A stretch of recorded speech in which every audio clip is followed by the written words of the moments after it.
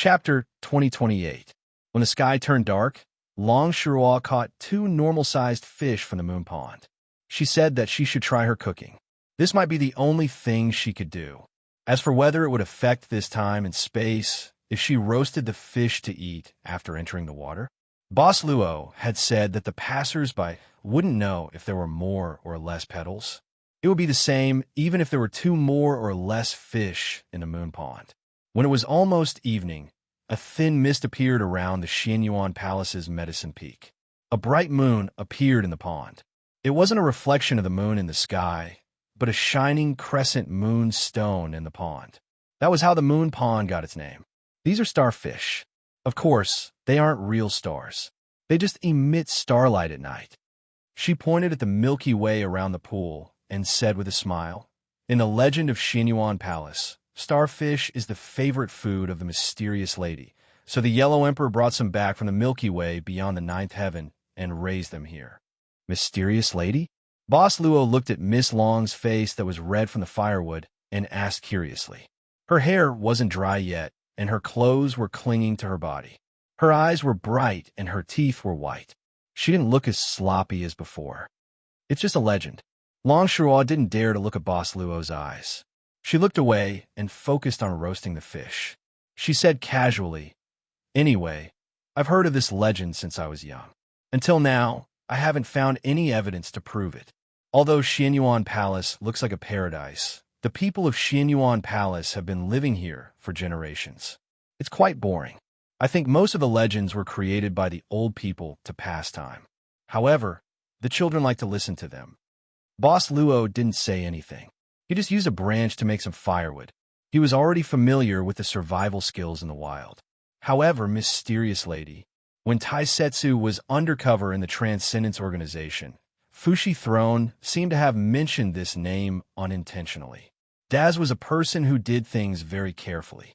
He did not miss any information inside the Transcendence Organization. He reported all of it. "What are you thinking about?" Miss Long suddenly asked. Boss Luo said casually, "I'm just curious about how Xianyuan Palace was built." Kelowna's Shinryu was shocked. "You can't know that easily." Boss Luo was very down to earth. "I need to spend money too. If Miss Long can tell me, of course, I can save some money." "Stinky." Kelowna's Shinryu was disdainful. "This isn't some shocking secret. How much is it worth? You've done so many things. How can your expenses be low? Why don't you spend?" Boss Luo was the dragon. Was Luo was chuckled. Was Mississippi flirt. Long Shirua murmured, but no one knew what she was muttering. Later, she acted as if she didn't hear what she had just said. While fiddling with the grilled fish, she said indifferently, "You should know that Xianyuan Palace has been fighting against the demons in the deep sea these years. I've been to Underwater City." Boss Luo nodded. Long Shirua also had information about Underwater City in her hands. It was submitted by Underwater City's Prince Riaz when he contacted Kelowna's management. Fire Cloud, evil god, naturally didn't dare to hide such an important matter. Therefore, he sent a copy to Long Shirua almost at the same time. The deep sea was the battlefield between Underwater City and the Siren Tribe. However, the Siren Tribe has been annihilated. Kelowna's Shinryu looked at Boss Luo with a strange expression. "You didn't do this, did you?" The person who annihilated the Siren Tribe was Louis 39. However, why did Louis 39 do this?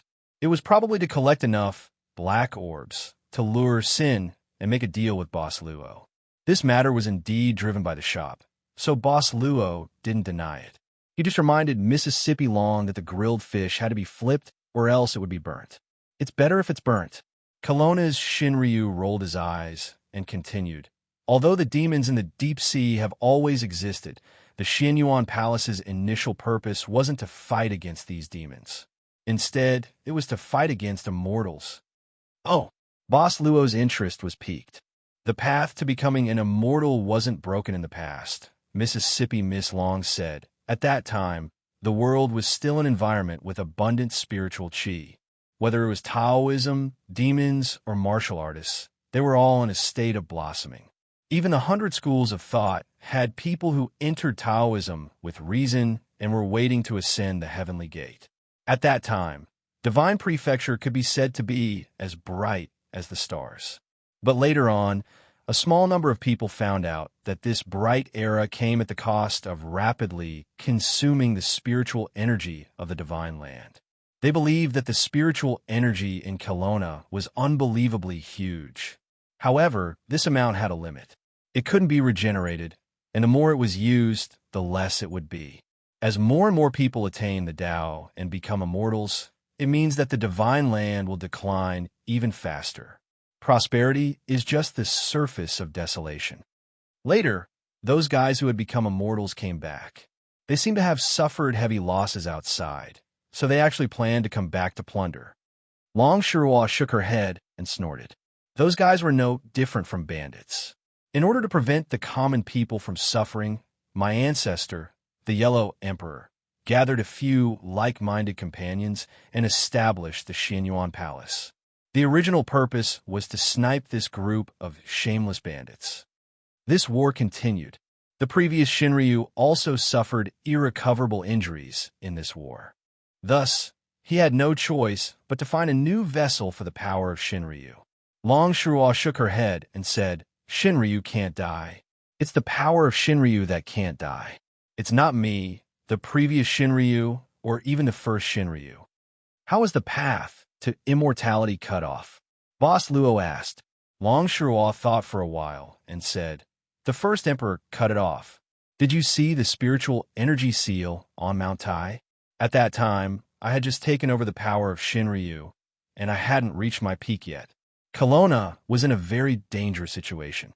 However, at this time, Shi Huang appeared out of nowhere and unified the world. He forcefully performed a ritual on Mount Tai and cut off the dragon vein of the Divine Land. He used his mortal body to cut off the path to heaven and annihilated the immortals. But unfortunately, the first emperor also ran out of energy in the end. I once wanted to gather his true spirit, but I didn't succeed. After a few decades, I was too lazy to do it. I didn't expect to meet him in the end. She glanced at Boss Luo with a meaningful look. Boss Luo reminded her that the fish was ready. Long Shirua shook her head. She picked up a small piece of grilled fish and tasted it. She seemed to be satisfied and handed it over. Be grateful. Other than my father, you're the second man in this world to eat my grilled fish. Boss Luo smiled slightly. Under Miss Long's anxious gaze, he slowly took a bite and chewed it carefully. Miss Long's narration also continued some of the things that happened before. The principle of the subworld didn't allow living beings to transcend. Those who wanted to transcend would have to go on the path of fighting against the will of the subworld. For example, Nan Xiaonan was the one who walked out from the destruction of the world after it was rebooted. Or they paid a huge price to reverse yin and yang to get a chance. Lai Kaixing of the Cotton Cloak sect was like this. He carried the sin of killing millions of living beings and transcended. Therefore, the existence of the path of immortalization was very unreasonable, but it had to be said that its existence was reasonable. Kelowna's path of immortalization had always referred to Penglai. Penglai Treasury was the inheritance of Prince Cicero of the Eternal Empire. However, the first emperor didn't really cut off the path of immortalization. He only cut off the path to Penglai Treasury. Penglai Treasury was still in good condition. Even now, the Penglai Treasure Vault was still in good condition, and its internal operations were as usual. However, Boss Luo sealed it personally. Because of some agreement with Cicero, the Penglai Treasure Vault would not be opened again.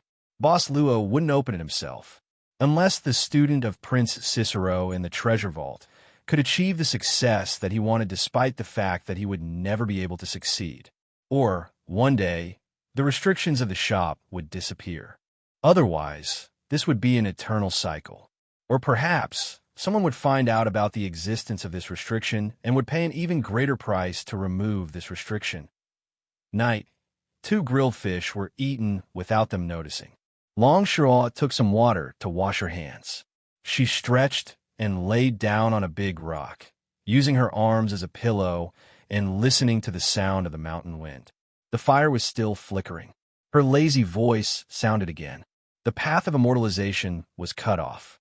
At first, The Tao demons in Kelowna went crazy and searched everywhere for a way to break the heavens. Bringing chaos to the world was like a small goal for 3 years. Later, Xinyuan Palace, and I had to put out fires everywhere. Long Shuo yawned and said, after a few years of chaos, those guys accepted the fact that the path of immortalization was cut off. After a few more years, some guys passed away while sitting cross-legged. Some guys committed suicide in despair. Until now, there are only a few left. By the way, the little old man Baijia is one of them. Those people never came back. Boss Luo climbed up the rock and sat beside her casually. Long Shuo shrugged and said, of course they want to come back. But so what if they come back? At that time, my Shinryu power was fully activated. If one came, I would beat one. If two came, I would beat both of them. Now, Xinyuan Palace still has one imprisoned there in that position. But it's not in this era. She yawned again and casually pointed at a tall tower in the mountains. Devil Suppressing Pagoda. After that guy was imprisoned, it changed its name to Immortal Suppressing Pagoda. In the past few hundred years, that it didn't come again. I also wanted peace. As she spoke, her voice became softer and softer. If I didn't meet you, my days would be even quieter. You're really a bad guy. Her voice became softer and softer. Boss Luo lowered his head to look at her. Long Shuo was curled up with her face facing him.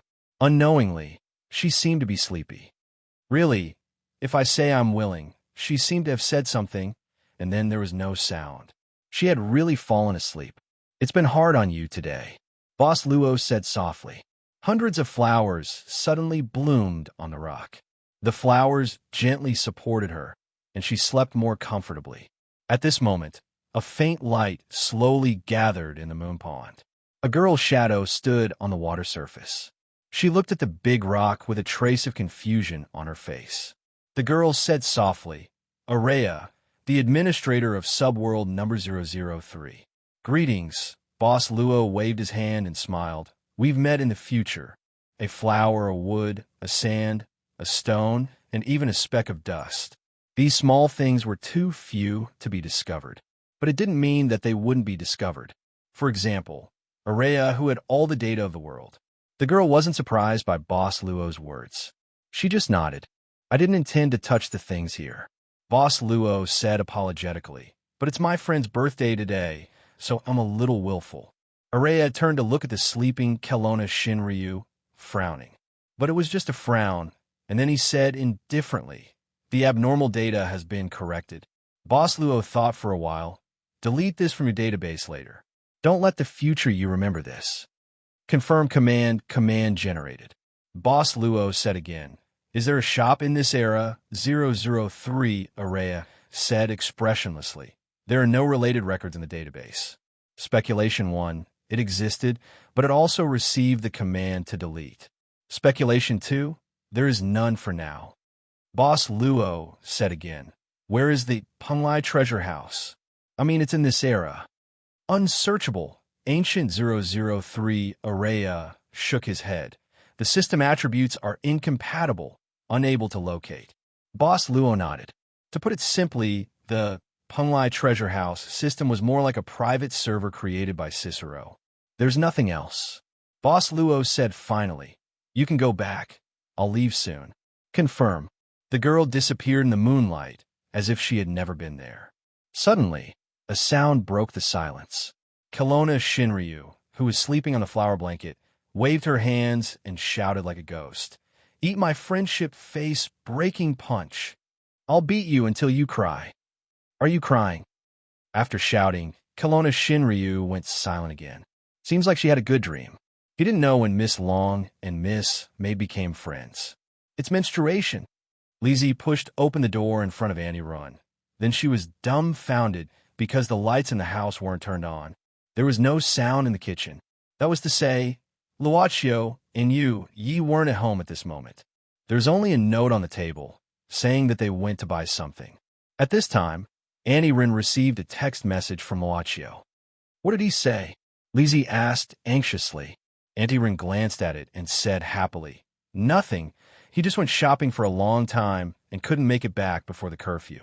He will stay in a hotel tonight and come back tomorrow morning when the curfew is lifted. Lizzie's eyes suddenly turned dark. Then what are we eating tonight? I'll cook. Annie shrugged and immediately rolled up her sleeves. Come on, it's time to show you the real skills. I don't want to. I want you to come back. I want to watch Yo to come back. I want. Close the door. Chapter 2029. How long had it been? She had never had such a deep sleep. All the tiredness had disappeared. Her spirit had never been so good. She felt that she could sit in front of the computer and play games until she even forgot to eat lunch. When the morning sun shone, her eyes slowly opened in the bustling world. The fragrance of flowers was intoxicating. She had a habit of staying in bed, so she didn't want to wake up so soon. The firewood was still there. The cool morning of Yao Peak was blocked by the heat of the flame around the big rock. She finally got up and found a figure leaning on the rock under the big rock. He had been guarding the firewood all night. Obviously. In fact, he didn't need to do it himself. Long Shirua thought, this guy always likes to do things that are strenuous and unrewarding, and he seems to enjoy it. His appearance. She turned over, lying on her stomach among the flowers on the rock. She held her chin with both hands and poked her head out, carefully looking at the sleeping face below. Suddenly, she stretched out her hand but failed. She thought for a while and had to give up. She simply stayed with him quietly until the firewood gradually burned out. This was the branch and leaf of an ancient pine tree that only existed in Xinyuan Palace. It had a special fragrance when it was lit, which couldn't be found outside. She felt that she suddenly fell in love with this smell. All of a sudden, her thoughts started to run wild again. She must have been crazy yesterday. How could she do that kind of thing? It was unbelievable. She was not Luo Dance, the butterfly monster who would go into estrus. When the throbbing of that moment finally dissipated like ripples at the end of the water after a night's sleep, what followed was not only anxiety, but also confusion. She didn't even know what the final result would be between them. Moreover, this guy would leave soon, leaving the world with Kelowna Shinryu. He had said that he would only leave for a few months. It would be over after a few months of playing games. Don't worry. At this time, a little person appeared on the left shoulder of the true dragon of the divine land. He sat upright and said as if he was comforting her, so she nodded in agreement. A few months?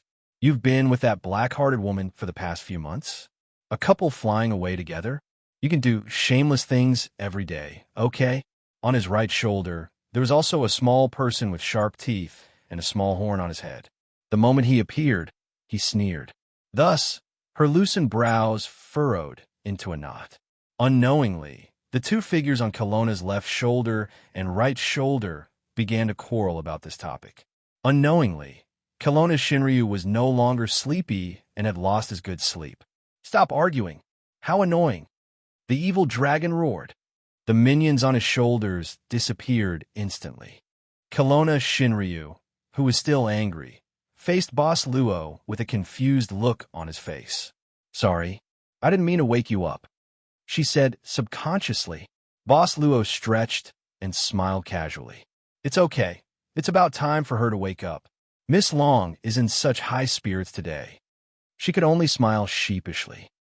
Are you hungry? Shall I go and catch 2 more fish? This was really the only thing she could do. Suddenly, a melodious bell sound came. Long Shirua was stunned. She stood up and looked at the direction of the bell sound thoughtfully. The bell kept ringing until it rang 9 times before it stopped. Long Shaw suddenly said, So today is Xianyuan Palace's grand ceremony day. Is it a very important day? Boss Luo asked curiously. Long Shirua nodded. The grand ceremony is the day when Xianyuan Palace opens the Fountain of Youth once a year. On the day of the grand ceremony, the 3 most outstanding people in Xianyuan Palace will be given a cup of Fountain of Youth. Fountain of Youth? Boss Luo was even more curious. Long Shirua jumped down from the rock. Normal warriors will gradually weaken as they grow older and eventually die of old age. If their martial arts can't reach godhood, they can only live for 100 or 200 years at most. But for the people in Xianyuan Palace, as long as they are given the Fountain of Youth, they can easily live for 300 or 400 years. Those with good aptitude can even use the power of the fountain of youth to break through their martial arts cultivation and live for more than 1,000 years. Long Shirua shook her head. This fountain of youth is connected to Kelowna. Ever since Emperor Shi Huang sealed the spiritual energy of heaven and earth, the production of the fountain of youth decreased a lot. Once a year, it gradually became once every 3 years, once every 5 years. Now, Xinyuan Palace hasn't held a grand ceremony for almost 500 years. The last time, it took him nearly 50 years to condense half a cup of the fountain of youth. Later on, the spiritual energy declined further and the grand ceremony was never held again. Do you want to go and take a look? Boss Luo suddenly asked. Since it's a grand event in Xinyuan Palace, you should be able to see many people that Miss Long used to know. She hesitated for a while. Even though she had Shinryu's power and was invincible in Kelowna, she couldn't turn back time and go back to Xinyuan Palace 2,000 years ago. How could she refuse this kind of revisit? How could she refuse to see those people and things that had long disappeared in the long river of history? I'll be more and more lost. You know what? She looked at him, nodded slightly, and said, I want to go. 2,000 years ago, in Xinyuan Palace, there were far more Gongsun family people than in Xinyuan Palace 2,000 years later. But comparatively, there were fewer spirit creatures in Kuan Clan. At the moment, Kuan Clan in Xinyuan Palace hadn't developed for a long time. Therefore, only a small part of the spirit creatures in Kelowna had surrendered. This was a grand ceremony, not a celebration. In the square in the main hall of Xinyuan Palace, people from all kinds of families and clans gathered, but dared not to make any noise. Incense and drums were burning. The square was solemn and quiet. In front of the stairs in the square, 3 outstanding members of the Gongsun family, 2 men and 1 woman, raised their heads and puffed out their chests, waiting for the grand ceremony to begin. Needless to say, these 3 people were the main characters of this grand ceremony, the members of the Gongsun family who would be given the Fountain of Youth. In the main hall of Xinyuan Palace on the stairs, all the leaders of the various clans were waiting respectfully like ministers. In the main hall, a white-robed man was standing with his hands behind his back. It's about time. Go and prepare. The white-robed man said indifferently. Behind the man, a barefoot girl wearing a ceremonial robe and a Dragon King mask gently knelt and nodded a big ceremony. After the ceremony, the girl didn't leave immediately. What's the matter? The white-robed man asked in a low voice. Father, if the ceremony ends early, do you want to stay for dinner? The girl asked softly. Today, no need. The white-robed man said expressionlessly. After the grand ceremony ends, I'll return to the deep-sea battlefield immediately. Is the war in the deep sea so urgent? The girl asked worriedly. The white-robed man said, those guys seem to want to provoke the demons in the deep sea to launch a large-scale attack to weaken the strength of Xinyuan Palace. Those guys. The girl lowered her head and didn't say anything. After a while, she slowly stood up and said, it's the auspicious time. Father, I'm going down. The white-robed man simply nodded. He took a few steps forward and walked to the railing, appearing in everyone's sight. Instantly, on the huge square, all the clans knelt down and shouted his name. In the unified and orderly voices, Longshaw looked at the white-robed man in the main hall with a complicated expression. Everyone's shouts covered her soft voice. Father, you can go up, Luochio said in a low voice. You can see more clearly. Longshaw shook her head. No need. He'll leave soon. Later, a general will bring news about the strange movement in the deep sea, and he'll leave. It's good enough that I can see him. In fact, if it wasn't for the grand ceremony, he wouldn't be in Xinyuan Palace today. He hasn't been back for more than half a year. Is Palace Master Xinyuan often not in Xinyuan Palace? During this period of time, Xinyuan Palace has been fighting a lot with the immortals. Longshaw sighed and said, every day, there are clansmen of Xinyuan Palace who need to be buried. Not long after the grand ceremony, a war broke out. On one hand, Xinyuan Palace had to deal with the demons, and on the other hand, they were ambushed by the immortals. This is the most serious damage Xianyuan Palace has ever suffered since it was founded. She shook her head. Let's not talk about this. It's all in the past anyway. How about it? Do you have any other places you want to go? Or do you want to finish watching the grand ceremony here? She's about to go up on the stage. Boss Luo smiled casually and pointed at the altar in front of them. It was a strange experience. She was looking at her past self, and the person beside her was also looking at her past self. Kelowna's Shinryu was trying hard to recall something. She thought back to the grand ritual that happened 2,000 years ago. When she walked up to the altar as a priestess, did she feel any strange gazes? What's there to see? Kelowna's Shinryu muttered. You've seen everything that should be seen. Isn't it enough? So beautiful, Boss Luo praised softly. On the altar, the barefoot girl in the priest's robe seemed to be stepping on the clouds. The girl's sleeves danced in the wind, and the fragrance of her clothes and body wafted in the air. Her slender and soft body was like a red lotus swaying in the autumn mist. When her body and arms danced slowly, she looked like a cloud that was just blown out of the valley by the wind, and she looked like a soft willow branch in the cool breeze. Her body was light and soft. You. At this moment, Long Shua saw that Boss Luo took out a golden camera and started to take pictures like an old mage. Kelowna's Shinryu felt more and more embarrassed, and she couldn't stand the atmosphere anymore. I'll walk around. You can look as much as you want. She ran away from the crowd in the square and ran into the Xianyuan Palace's main hall. She didn't stop after she ran into the main hall. Instead, she walked into the depths of the palace. She was very familiar with this place, and soon she walked into a courtyard. This was the place where she lived when she was young. Since it was the grand ceremony, the maids who were in charge of taking care of her daily life were gone. Only a little maid who was in charge of the courtyard was sleeping in front of the door. Long Shura sat in a pavilion in the courtyard and stared blankly. She touched her face and felt a little hot. That bastard really didn't follow me? She looked at the entrance of the courtyard and waited for a long time, but no one came. She murmured to herself, and then she suddenly had a flash of inspiration. Does that guy like little girls? She sucked in a breath of cold air, as if she had discovered something. The more she thought about it, the more it seemed to be the case. She still remembered how she was sealed and turned into Dragoni because she tried to test the shop. She still remembered that in the basement of the villa at the foot of Mount Tai, that guy was unreasonable and grabbed her and slapped her, but it's over. Kelowna's Shinryu's face was pale. The more she thought about it, the more scared she was. The two little people on her shoulders appeared again and seemed to be fighting with each other. Suddenly, the little maid who was sleeping in front of the door said in a panic, Master Tortoise, this servant knows her mistake. This servant didn't mean to sleep. Master Tortoise, please don't punish me. Kelowna's Shinryu stopped her wild thoughts and looked up. The person fighting in front of the courtyard was Chi-Chi Kamaya, who didn't look much younger than 2,000 years later. How old Chi-Chi Kamaya was still a mystery. Little girl, what's wrong with you? Sleeping is a need for the body, and you're still growing.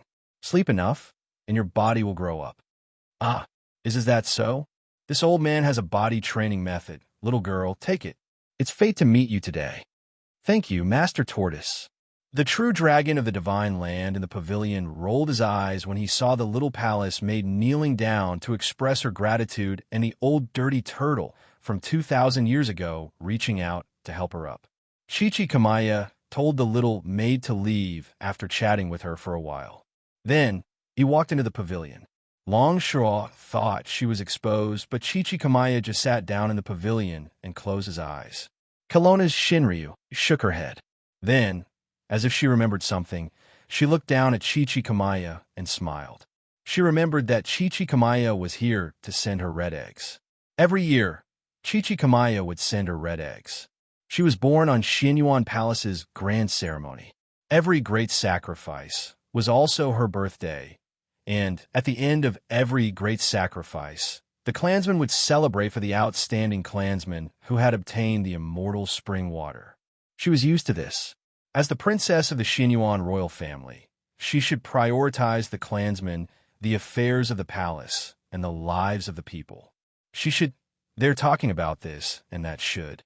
Suddenly, Chichikamaya opened his eyes and stood up. He bowed deeply to the front. Greetings, Palace Master. Long Shirua's mind went blank. She turned around. She saw the white-robed man walking slowly towards her. He was carrying a basket of red eggs. Father, at night, the Xinyuan Palace was brightly lit.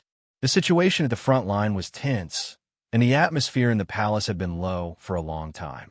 Today was the grand ceremony, and new outstanding clansmen got the fountain of youth. Naturally, they would drink to their heart's content, because after today, these 3 outstanding clansmen would be sent to the battlefield in the deep sea. The celebration was also a farewell.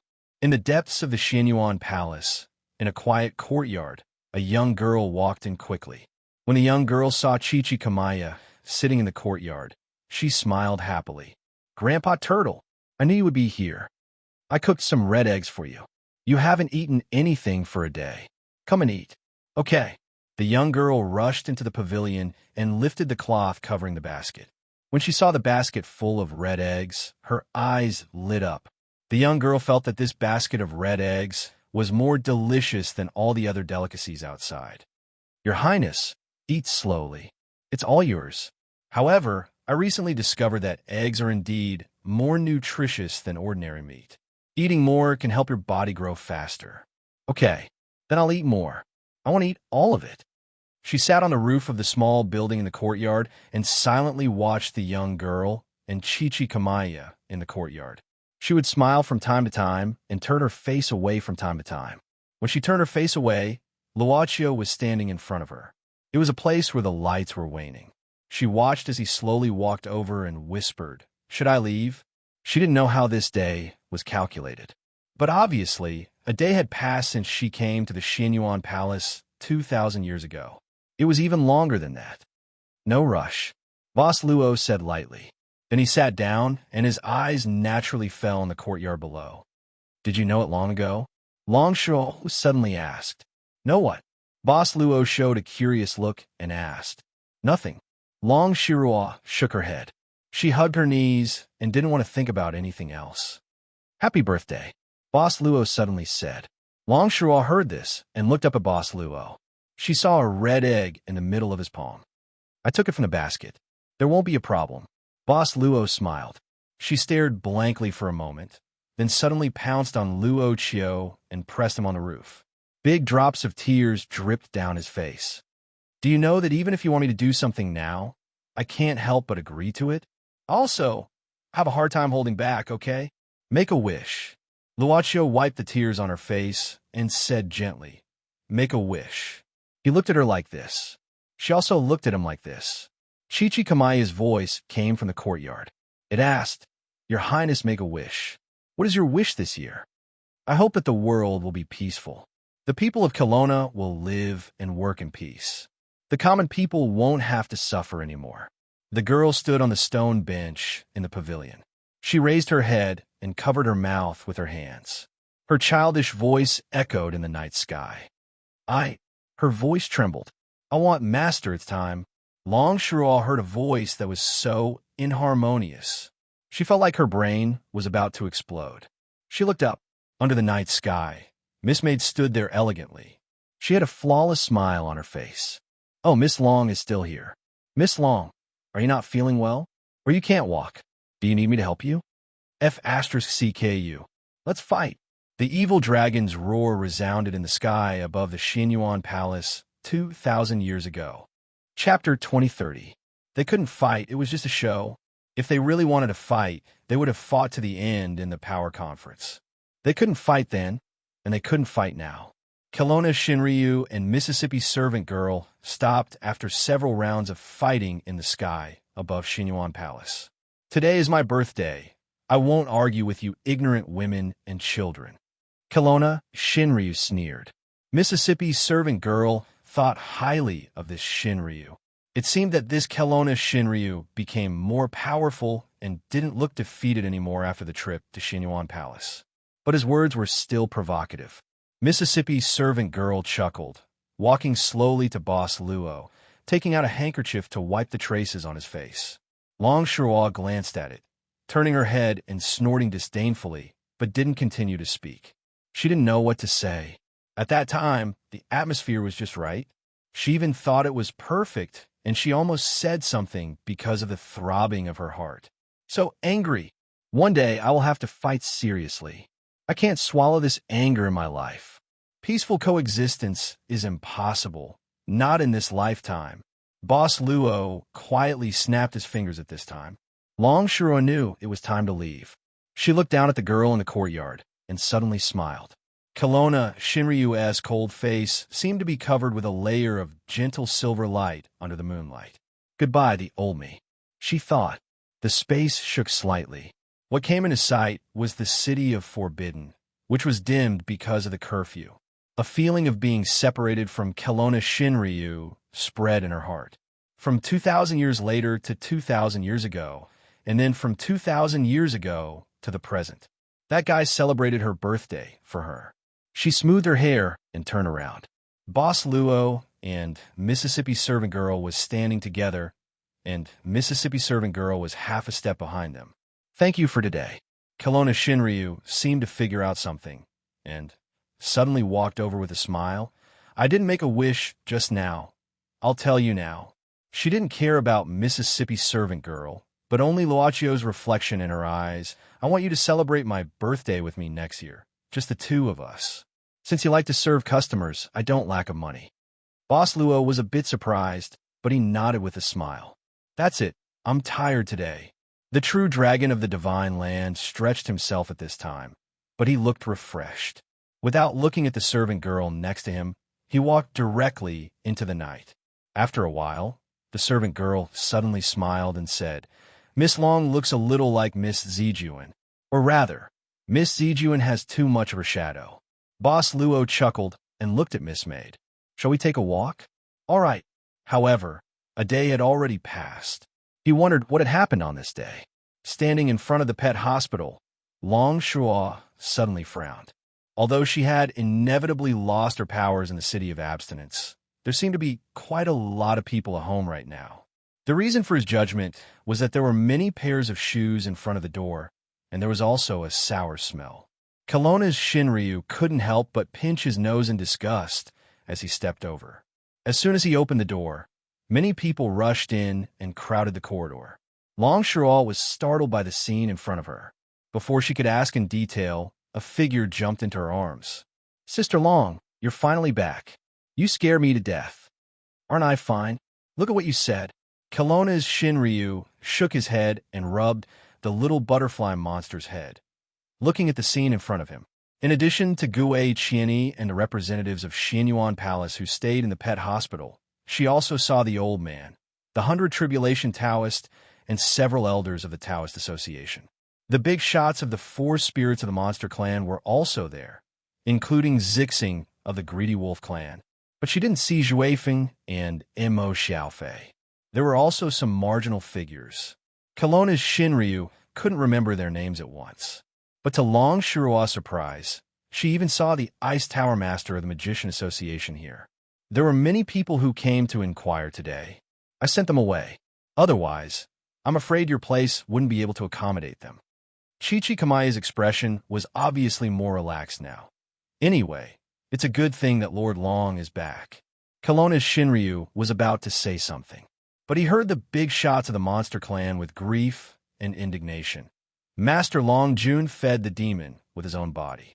It's really tiring. We're too weak and couldn't resist, so Master Long Jun suffered such humiliation.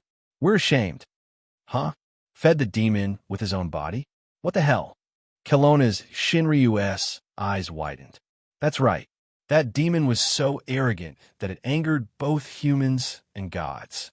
It's a pity that Lord Long. Wait, I didn't do anything hateful. Hateful. Really hateful. If I wasn't there at the time, I would have killed myself to show my sincerity. Even if that demon destroyed my soul, I would never let Lord Long suffer such humiliation. The one who killed herself to show her sincerity. Was she the one who blocked the entrance of the pet hospital and shouted slogans every day? What are you talking about? Shinryu fed the demon with his own body and saved Kelowna and the world from the abyss of suffering. Even if Shinryu is the purest goddess in the world in my eyes. Umatharv * Kurs. The true dragon of the godly land felt something was wrong as she listened. She trembled with anger and her face darkened. Instantly, she shouted furiously, "Get out! Lord Long, calm down! Scram! If you don't scram, I'll kill you! Lord Long, calm down! You must stay calm at this time. We'll be considerate of you, Lord Long. Hey, Lord Long, don't hit me. I'll leave right now. Master Long, you need to recuperate well. Don't harm your body." Kelowna's Shinryu really chopped people. She snatched the sword from Chichi Kamaya's hand and pulled it out. "If I here fed the demon with his own body again, I'll exterminate your entire clan. Lord Long, calm down. Calm down. We know what to do. Scram!" Panting heavily, the true dragon of the divine land was so cold that even the sword in her hand was shaking. She turned around and looked at the old man, the Ice Tower Master, the big shots of the monster race and Taoism who had not left yet. "Since Lord Dragon King came back safely, I'm relieved. I'll go now." Bai Jie's president laughed, but actually he passed by Kelowna's Shinryu in fear. The other Taoism elders followed closely behind him. "We've also bid farewell, Lord Dragon King." The big shots of Monster Clan looked at each other and bid farewell. "Looks like the Lord Dragon Monarch must have suffered a lot when he was captured. Otherwise, he wouldn't have chased after us like a madman. Could it be that something irreversible had happened?" The big shots of Monster Clan left with a heavy heart. Ice Tower Master heaved a sigh of relief and walked over silently. She whispered to Kelowna's Shinryu, "If there's something you can't tell others, you can come to me. We're all women. I can understand." "You don't understand." Ice Tower Master even patted Long Shura's shoulder and gave her a gentle hug. "Don't think about anything. What you need most now is a good rest. You'll get better." Kelowna's Shinryu sighed dejectedly. She couldn't clear her name this time. She didn't say anything else. The Old Turtles group was originally here to stay, so only the old geezer was left. There were still some people from the agency, but they didn't dare to come in and were waiting outside. Lord Long, Fire Cloud, Evil God was about to speak. "Shut up." Kelowna's Shinryu glared at him and raised the sword he just put down. "I haven't said anything yet." Fire Cloud, Evil God glanced at Chichi Kamaya. The old dirty turtle acted as if he didn't see anything and looked up at the sky. Fire Cloud, Evil God helplessly shook his head, cupped his hands, and said, "Originally, I wanted to ask Master Long for more information about that demon. It seems that I came a bad time. I will come again another day." "Wait." Kelowna's Shinryu frowned and looked at Fire Cloud, Evil God. "That guy isn't a demon, and he's not as scary as you think. Just follow his rules and don't try to test his bottom line." Fire Cloud, Evil God frowned and cupped his hand again. "Lord Long, can you tell me more so that the agency can deal with it in the future?" "No." Kelowna's Shinryu said indifferently. "That's all I have to say. Remember my words. Don't try to test his bottom line, whether it's your actions or your thoughts." Fire Cloud, Evil God nodded solemnly and then left with a heavy heart. Long Shua didn't care whether he really listened to her or not at this moment. Finally, it's quiet. Chichi Kamaya said with a smile, "Lord Long, Miss Dance has worked hard for the whole afternoon to prepare a table of food for you. Don't waste her good intentions." Long Shua nodded silently and looked at everyone, saying softly, "Let's go in first." The dining room was already filled with sumptuous food. Long Shua suddenly remembered that there were two guests, so she asked directly, "Aren't those two weird guys here?" Luo Dance thought for a while and said, "Yesterday morning, Mr. Ajuan and Miss Leia said they were going to attend the power conference, but they haven't come back yet. I don't know where they went. Grandpa Tortoise said they were all capable people, so they should be fine." Kelowna's Shinryu nodded casually and lost interest, but she saw a basket covered with cloth on the table. Kelowna's Shinryu glanced at Chichi Kamaya subconsciously, only to see it smiling without saying anything. When the cloth was lifted, the basket was filled with bright red eggs. Long Shaw directly sat down. "I'm really hungry today. Dance, give me 2 boxes of white eggs. I'll eat and drink to my heart's content tonight. Okay. Hearing that, the little butterfly monster ran out quickly. At the back door of the pet hospital, Luo Dance opened the door carefully and looked around. But she saw a small figure leaning on the side. Sister Zijuan, don't you go in? I'll quarrel if I go in. It's boring. Su Zijuan said casually. I'm leaving. Remember, don't tell anyone that I've been here. Yesterday, before Chichikamaya came back, Su Zijuan left early. She didn't go somewhere, but just hid somewhere. Sister Zijuan, where are you going this time? Luo Dance couldn't help but ask curiously, when will you come back? Su Zijuan didn't answer, but just stood on tiptoe, pinching the little butterfly's face, smiling.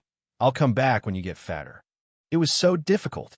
Sister Long said she was too fat, but Sister Zijuan said she needed to get fatter. Who should she listen to? Seeing Su Zijuan disappear alone at the end of the alley, Luo Dance stayed for a while before returning. I brought the wine. Everyone, the news of Shinryu's return spread like wildfire in Kelowna. It couldn't be concealed. After all, there were too many guys gathered in the pet hospital. A lot of information was transmitted, but it needed people to interpret it carefully. Fire Cloud, Evil God, hurriedly returned to the temporary command center of the administration. In the past day, although the arrest of Shinryu in Kelowna was a major event, other than that, a lot of things happened in the city of abstinence. Are you sure they've left? The evil god of Fire Cloud sat in front of table, frowning as he looked at one of his subordinates. There was a report about the 13 vampire clans delegation leaving without saying goodbye, which was delivered at noon. It was unknown what method the representatives of the 13 clans used, but they actually disappeared from the hotel under the watchful eyes of the Administrative Bureau. He had just received news from an agent sent back from overseas, saying that the new Grand Duke of the clan, Bailigan, had returned to the Inhuman Domain.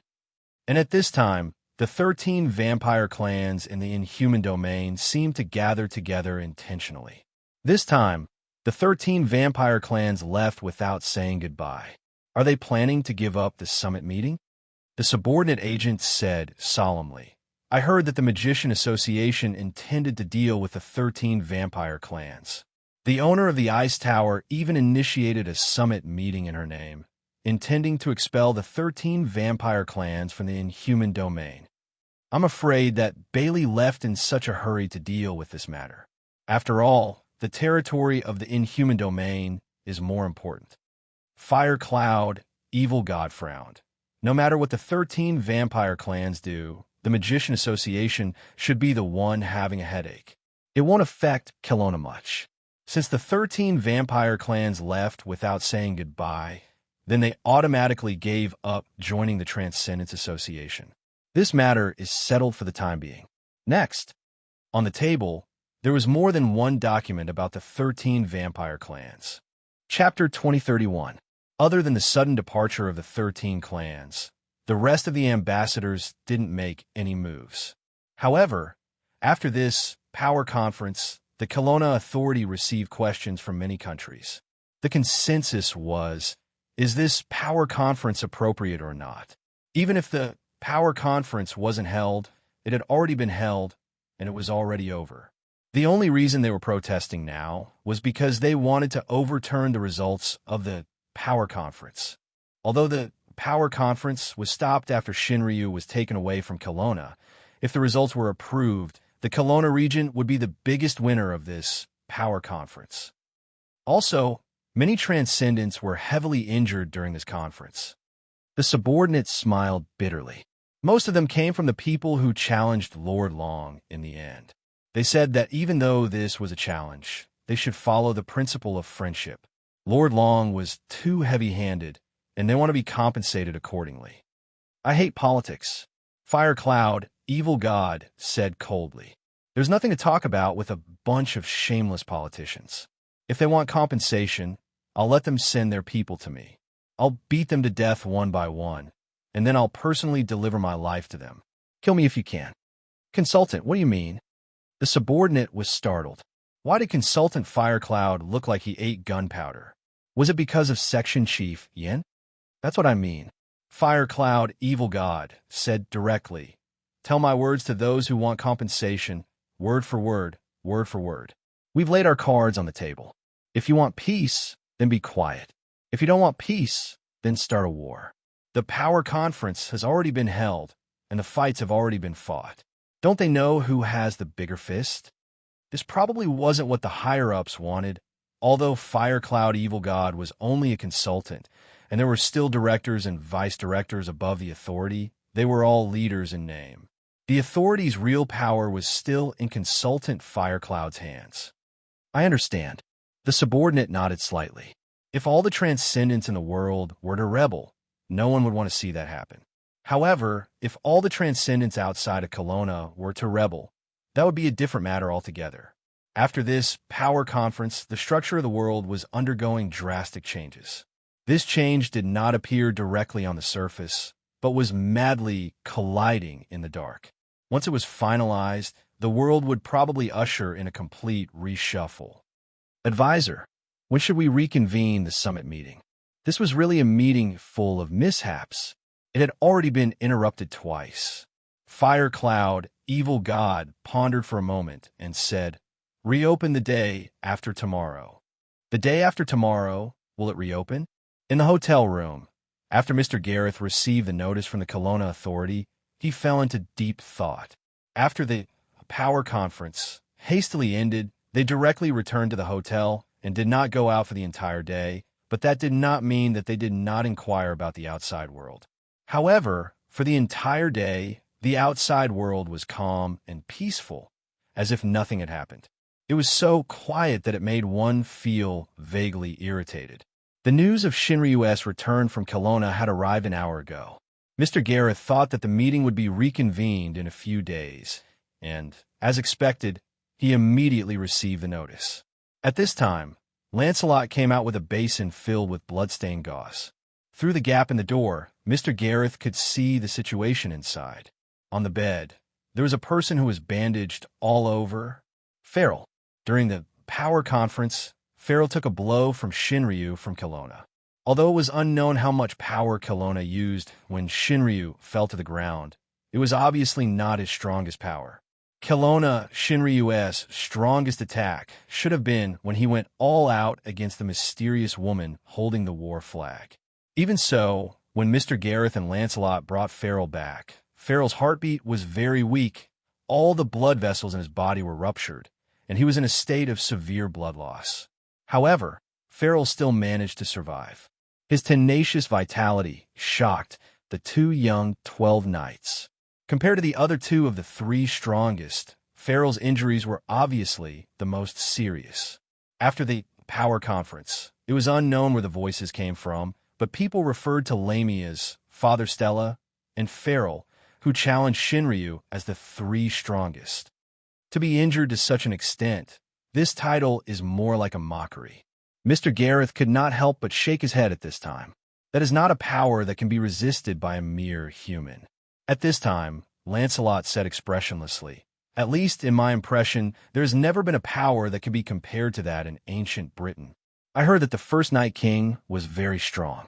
Mr. Gareth said coldly, "Legend has it that the inherited armors of the 12 knights were all designed with the Night King's armor as a blueprint. The Night King's armor, the King's sword, to us, it is also a legend. No one has seen it."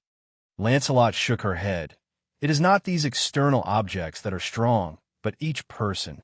Gareth, my transmission power comes from Lancelot, and Lancelot is known as the most powerful of the Knights of the Round Table.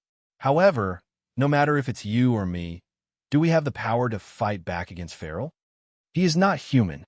Mr. Gareth laughed bitterly. "What we are facing is also not human." Lancelot said seriously, "Strictly speaking, the Kelowna Shinryu is not human.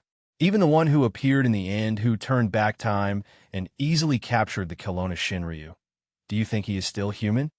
I heard that the Transcendents in Kelowna call him the Devil." Mr. Gareth smiled and said, "Do you know that devil, in the Kelowna language, refers to the kind of person who has done all kinds of bad things, angering the heavens and people, and is the worst kind of person. But I think that he didn't do anything bad. This time, if he didn't make a move, I'm afraid that we would have died in the final battle between the Kelowna Shinryu and the mysterious woman. Whenever he recalled the last moment when he was swallowed by the light, Mr. Garrett's heart was still quite fearful. He couldn't even feel the pain of that kind of death. Lancelot said indifferently, "In Eurasia, the Church has dealt with many witches who have awakened extraordinary powers in the name of heresy, demons, and the fallen, even if these witches only used witchcraft to farm or treat people." Mr. Garrett shrugged and immediately said, "Lancelot, what were you thinking at that time? I'm talking about the moment of death." Mr. Gareth did not see the scene where the light bypassed Lancelot. He only thought that Lancelot was like him, who had been revived because of the time reversal. "I wasn't thinking about anything," Lancelot said indifferently. "I didn't have time to think." To be exact, Lancelot felt that she had lost part of her memory, but this memory was very short. It might only be a few seconds or 10 seconds of blankness. She told herself that she might have been dead once under the swallowing of the light. It was not until the time reversal that she was revived again. That was why there was this short blankness. At this moment, some movement suddenly came from the room inside. Mr. Gareth and Lancelot frowned at the same time. The two of them rushed into the room as fast as they could, only to see that the quilt in the room had been lifted. However, Farrell, who should have been unconscious on the bed, was gone. They looked at the window of the room at the same time. The wind blew the curtains, and the window had been opened. Walking to the window, they saw a lift used to wipe the glass of the outer wall of the hotel descending rapidly. Surprisingly, the unconscious Farrell was on the platform, and there were two other figures. At this time, Lancelot's eyes narrowed. Without thinking, he directly pulled out a silver pistol from his waist and fired at the descending platform. However, when the bullets landed on the two figures that were trying to capture Farrell, they only produced sparks. At the same time, one of them suddenly raised his head. His face was actually wearing an ancient bronze mask. This person raised his hand. In his hand was a gun-like weapon. At this time, a grenade was directly shot out, directly into the room through the window. "Be careful," Mr. Garrett shouted and quickly pushed Lancelot aside. Then there was a loud bang. Then, a tongue of flame directly sprayed out from the window. The glass of a nearby room was also shattered at the same time. The hotel's fire protection system was activated in an instant. A harsh buzzing sound echoed in the hotel. Mr. Gareth and Lancelot appeared in the lobby of the hotel. They rushed out of the lobby. However, in the deserted streets after the curfew, they could no longer find the two mysterious people who had taken Farrell away. Damn it! Was this place also attacked?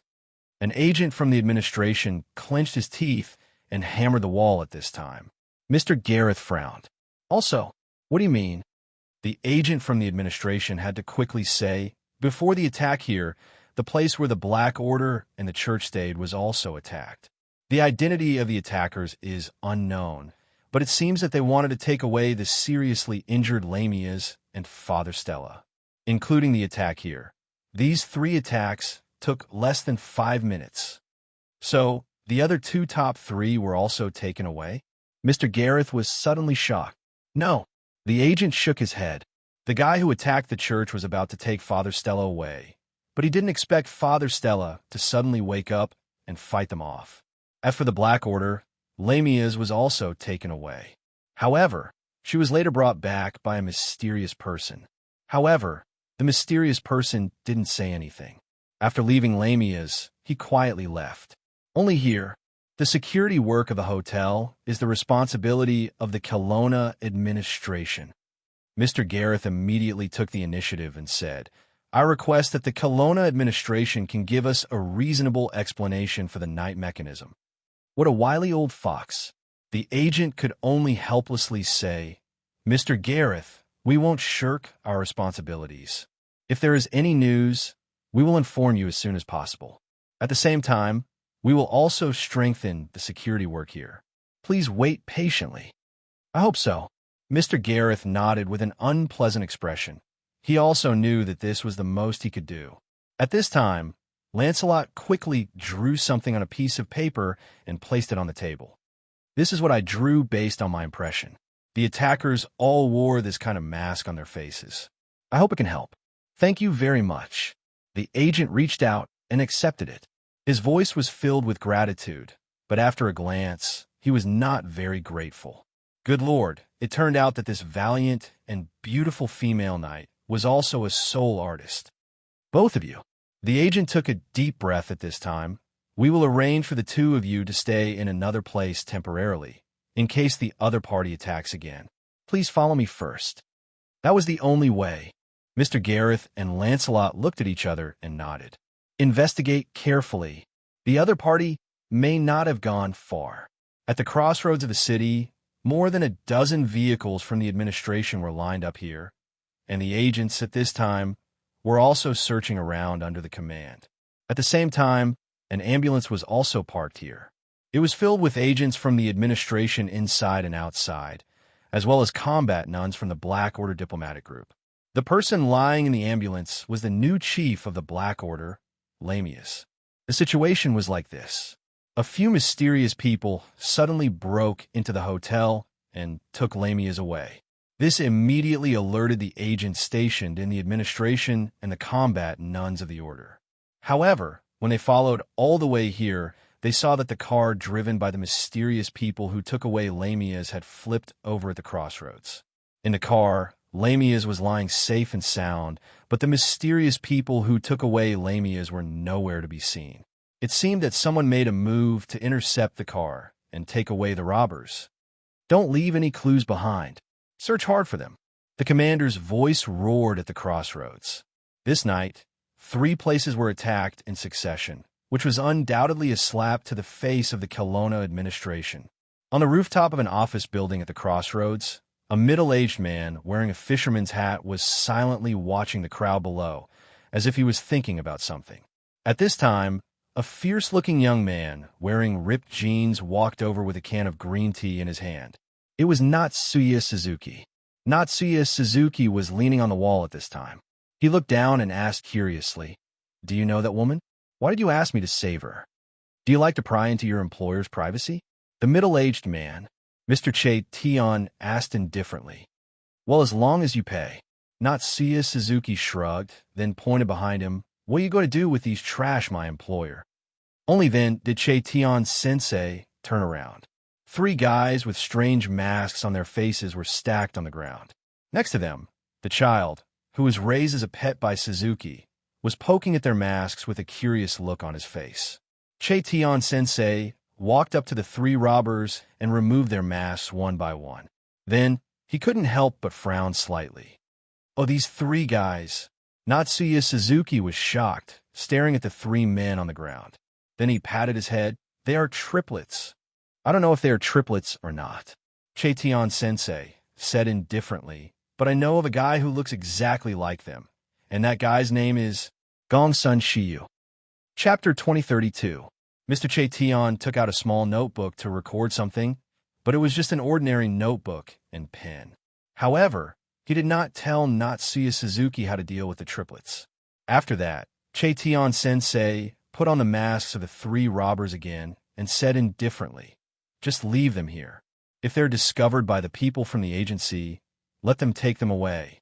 If they're not taken away, they will leave on their own." Natsuya Suzuki did not directly kill these guys. He simply knocked them out. This was something he had to do carefully. He was afraid that he would really kill these guys with a punch, but this was not the most important thing. The most important thing was that he was afraid of destroying the city's streets and public facilities.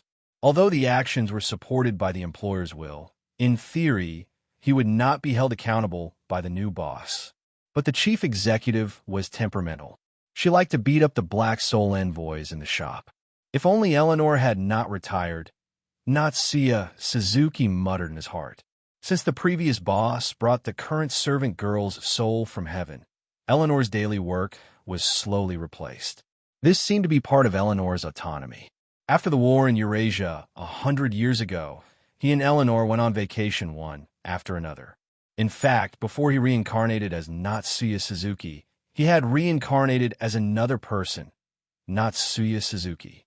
This was his 3rd reincarnation during his vacation.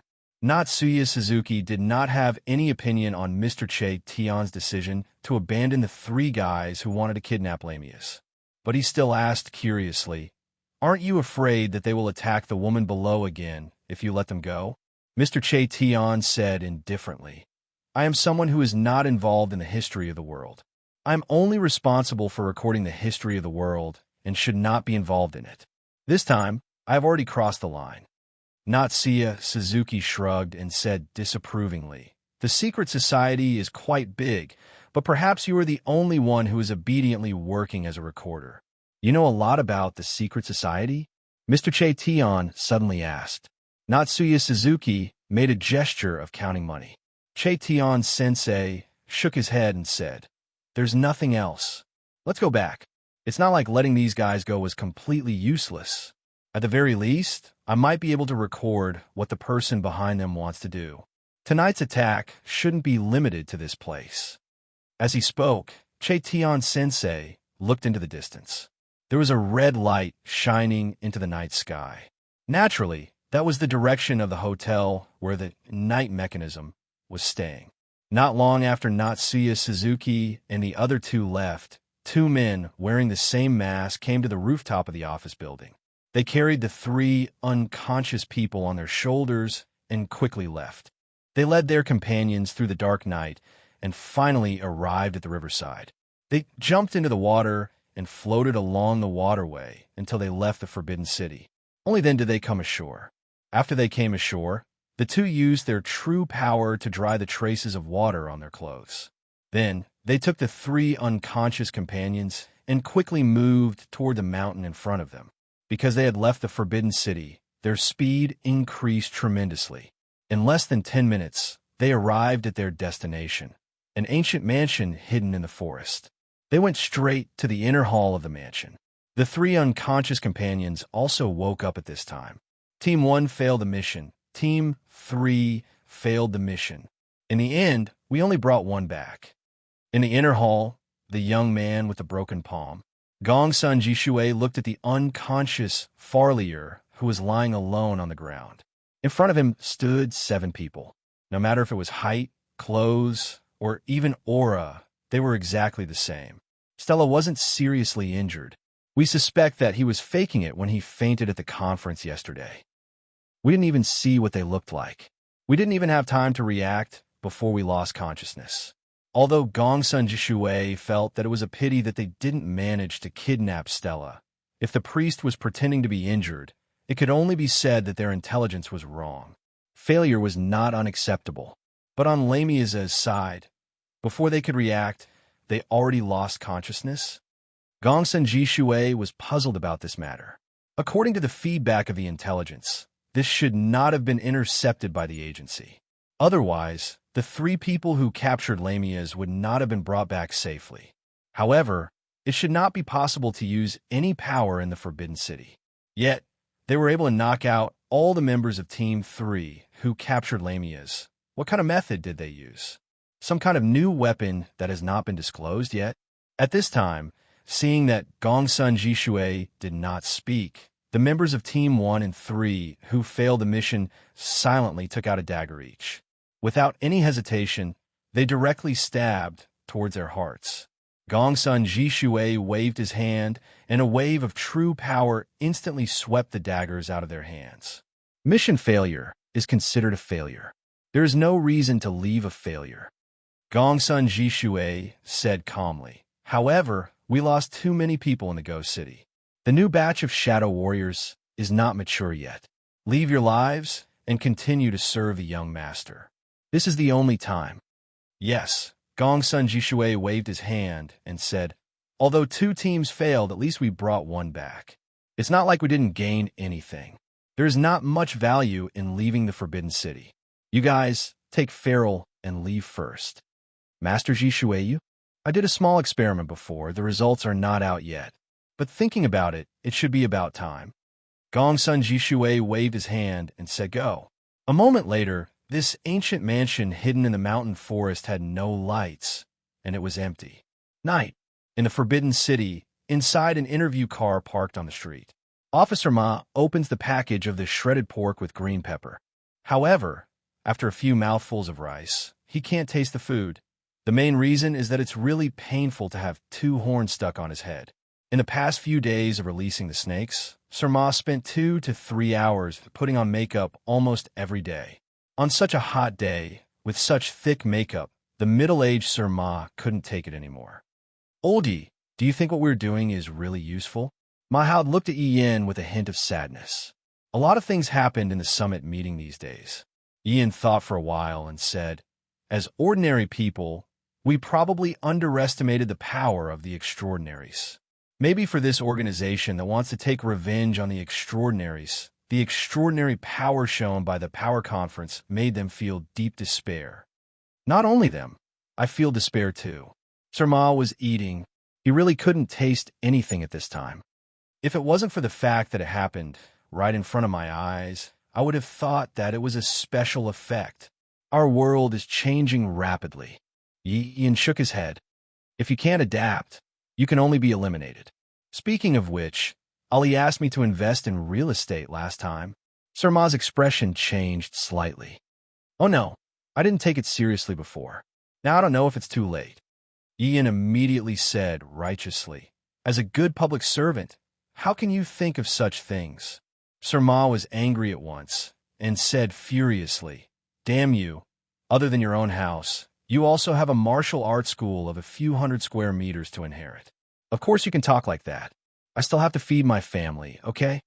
The little werewolf in the interview car could only squat in a corner, trembling, and watch the conversation between the two gradually forget their original intention. But at this moment, an email suddenly appeared on the built-in screen of the interview car. Mr. Werewolf curiously opened it and took a look. Then he immediately opened his mouth and said quickly, "Master Yi, Officer Ma, come and see what this is." The two stopped bickering and quickly walked over. "This is—" Sir Ma couldn't help but open his mouth. Yi Yin frowned. "Can you find out where this email came from?" "Let me try." Mr. Werewolf quickly typed on the keyboard. Yi and Ma looked at the mysterious email with a serious expression on their faces. This was because the content of the email was actually information about the ice cream pudding organization. Not only information. In the email, it even marked the hiding place of the members of the organization. "I can't find it. I can't find where it came from. It seems to have appeared out of thin air." Mr. Werewolf couldn't help but say in surprise, "There's no trace at all. The other party must be a terrifying hacker." "Oldie, what do you think?" "No matter what." Ian thought for a while and said, "It's okay to try. It's better than waiting for the rabbit to come out. Let's go and observe this place first." Ian pointed at a place on the electronic map and said quickly, "That was an area with many urban villages in the City of Exclusion. It was one of the old districts of the City of Exclusion. Nan Xiaonan took a risk and avoided the patrolling police cars at night. She quietly came to a warehouse near the city, under the threat or instruction of the Red Queen. Since the last time she was threatened by the Red Queen, she went to the temple and showed up in front of Mr. Jean. Then the Red Queen disappeared, and then she suddenly appeared today. These days, Nan Xiaonan didn't take the initiative to contact Mr. Jean and the others. Although she was still active in the urban village, she was still a worker who was worried about finding a job. Mr. Kim was a very careful or even suspicious person. If there were too many traces of contact, it would be very easy for him to become suspicious. As long as this was the City of Forbidden, no matter how powerful she was, this witch from another world academies could only play like an ordinary person would. However, in Nan Xiaonan's opinion, the last time she showed up at the temple, there seemed to be a deliberate trace. She didn't know why the Red Queen made such an arrangement. These few days, Boss Jean seemed to have given up on observing her. Unknowingly, she arrived at the designated warehouse area. There was no one around. Nan Xiaonan spent some time to find the designated warehouse among the warehouses. The moment she arrived, the electronic lock of the warehouse was opened instantly. Ah, what a convenient ability. Nan Xiaonan pursed her lips and walked into the warehouse with a calm expression. The warehouse lit up instantly. Nan Xiaonan wasn't surprised. In this heavily networked world, the Red Queen's ability was almost godlike to some extent. At this moment, A screen on one side of the warehouse lit up instantly. Nan Xiaonan saw the Red Queen's true appearance. She was wearing a red dress, the image of a perfect woman. Open the box in front of you. The Red Queen's voice sounded directly. Although it was called a box, it was actually a small container. Following the Red Queen's instructions, Nan Xiaonan opened the container's password lock layer by layer. Finally, at the innermost part of the container, she saw a 2-meter-tall eco-cabin. She opened it. As expected, after seeing the contents of the eco-cabin clearly, Nan Xiaonan muttered. She wasn't too surprised. When the Red Queen asked her to do a special star creation, she already had a vague guess. As expected, inside the eco-cabin was a perfectly proportioned female body. On the eco-cabin's display, there were even some basic data of this female body. This was a precision machine covered with a simulated skin. But the purpose of star creation was to give a dead object a soul and the vitality of a living creature. Nan Xiaonan frowned and said, "Since this is a machine, you can load your own data and let it move. Why do you still want to do star creation? Isn't this superfluous?" Nan Xiaonan had no doubt that the Red Queen could do this. "I need a real touch, not a simulation of signals." The female body in the eco-cabin suddenly opened her eyes and looked at Nan Xiaonan as she said, "I hope your star creation technology won't disappoint me." Nan Xiaonan thought for a while and said, "Star creation will let this body give birth to a new soul directly." The Red Queen said indifferently, "I believe you have a way to retain the vitality of star creation creatures at the same time and not create a soul." Nan Xiaonan thought for a while and said, "I can help you with this special star creation, but I have a condition." "Say it." Nan Xiaonan said, "After this star creation, I hope that there will be no more involvement between us. I don't want to cause unnecessary trouble. I also don't want any reward from you.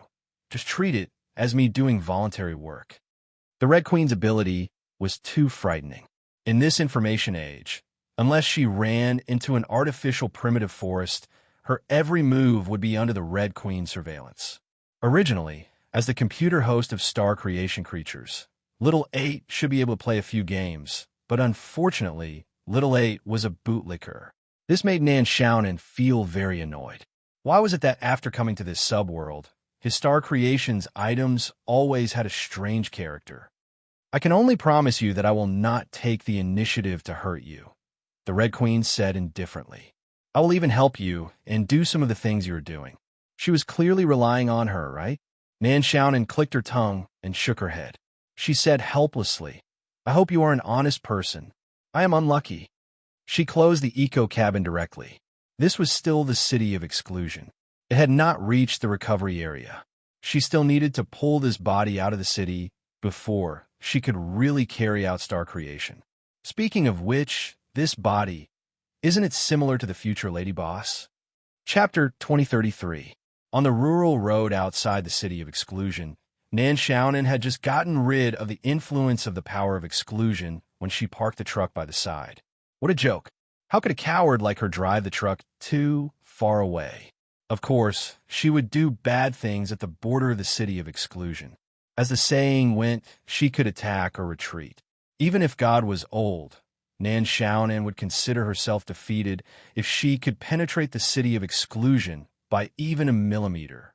On the small satellite TV screen on the truck, the Red Queen looked at Nan Xiaonan as if she was an idiot. She did not say anything. Through precise calculations, the Red Queen came to the conclusion that Nan Xiaonan was really a coward. However, the Red Queen was very interested in the ability of star creation. She was interested in any transcendent power in this world. Through the ability to control the sea of information and the Black Card website behind the scenes, she had been crazily collecting all the information about transcendence in the world since the Transcendent Summit. She only had one goal: evolution. Evolution without limits.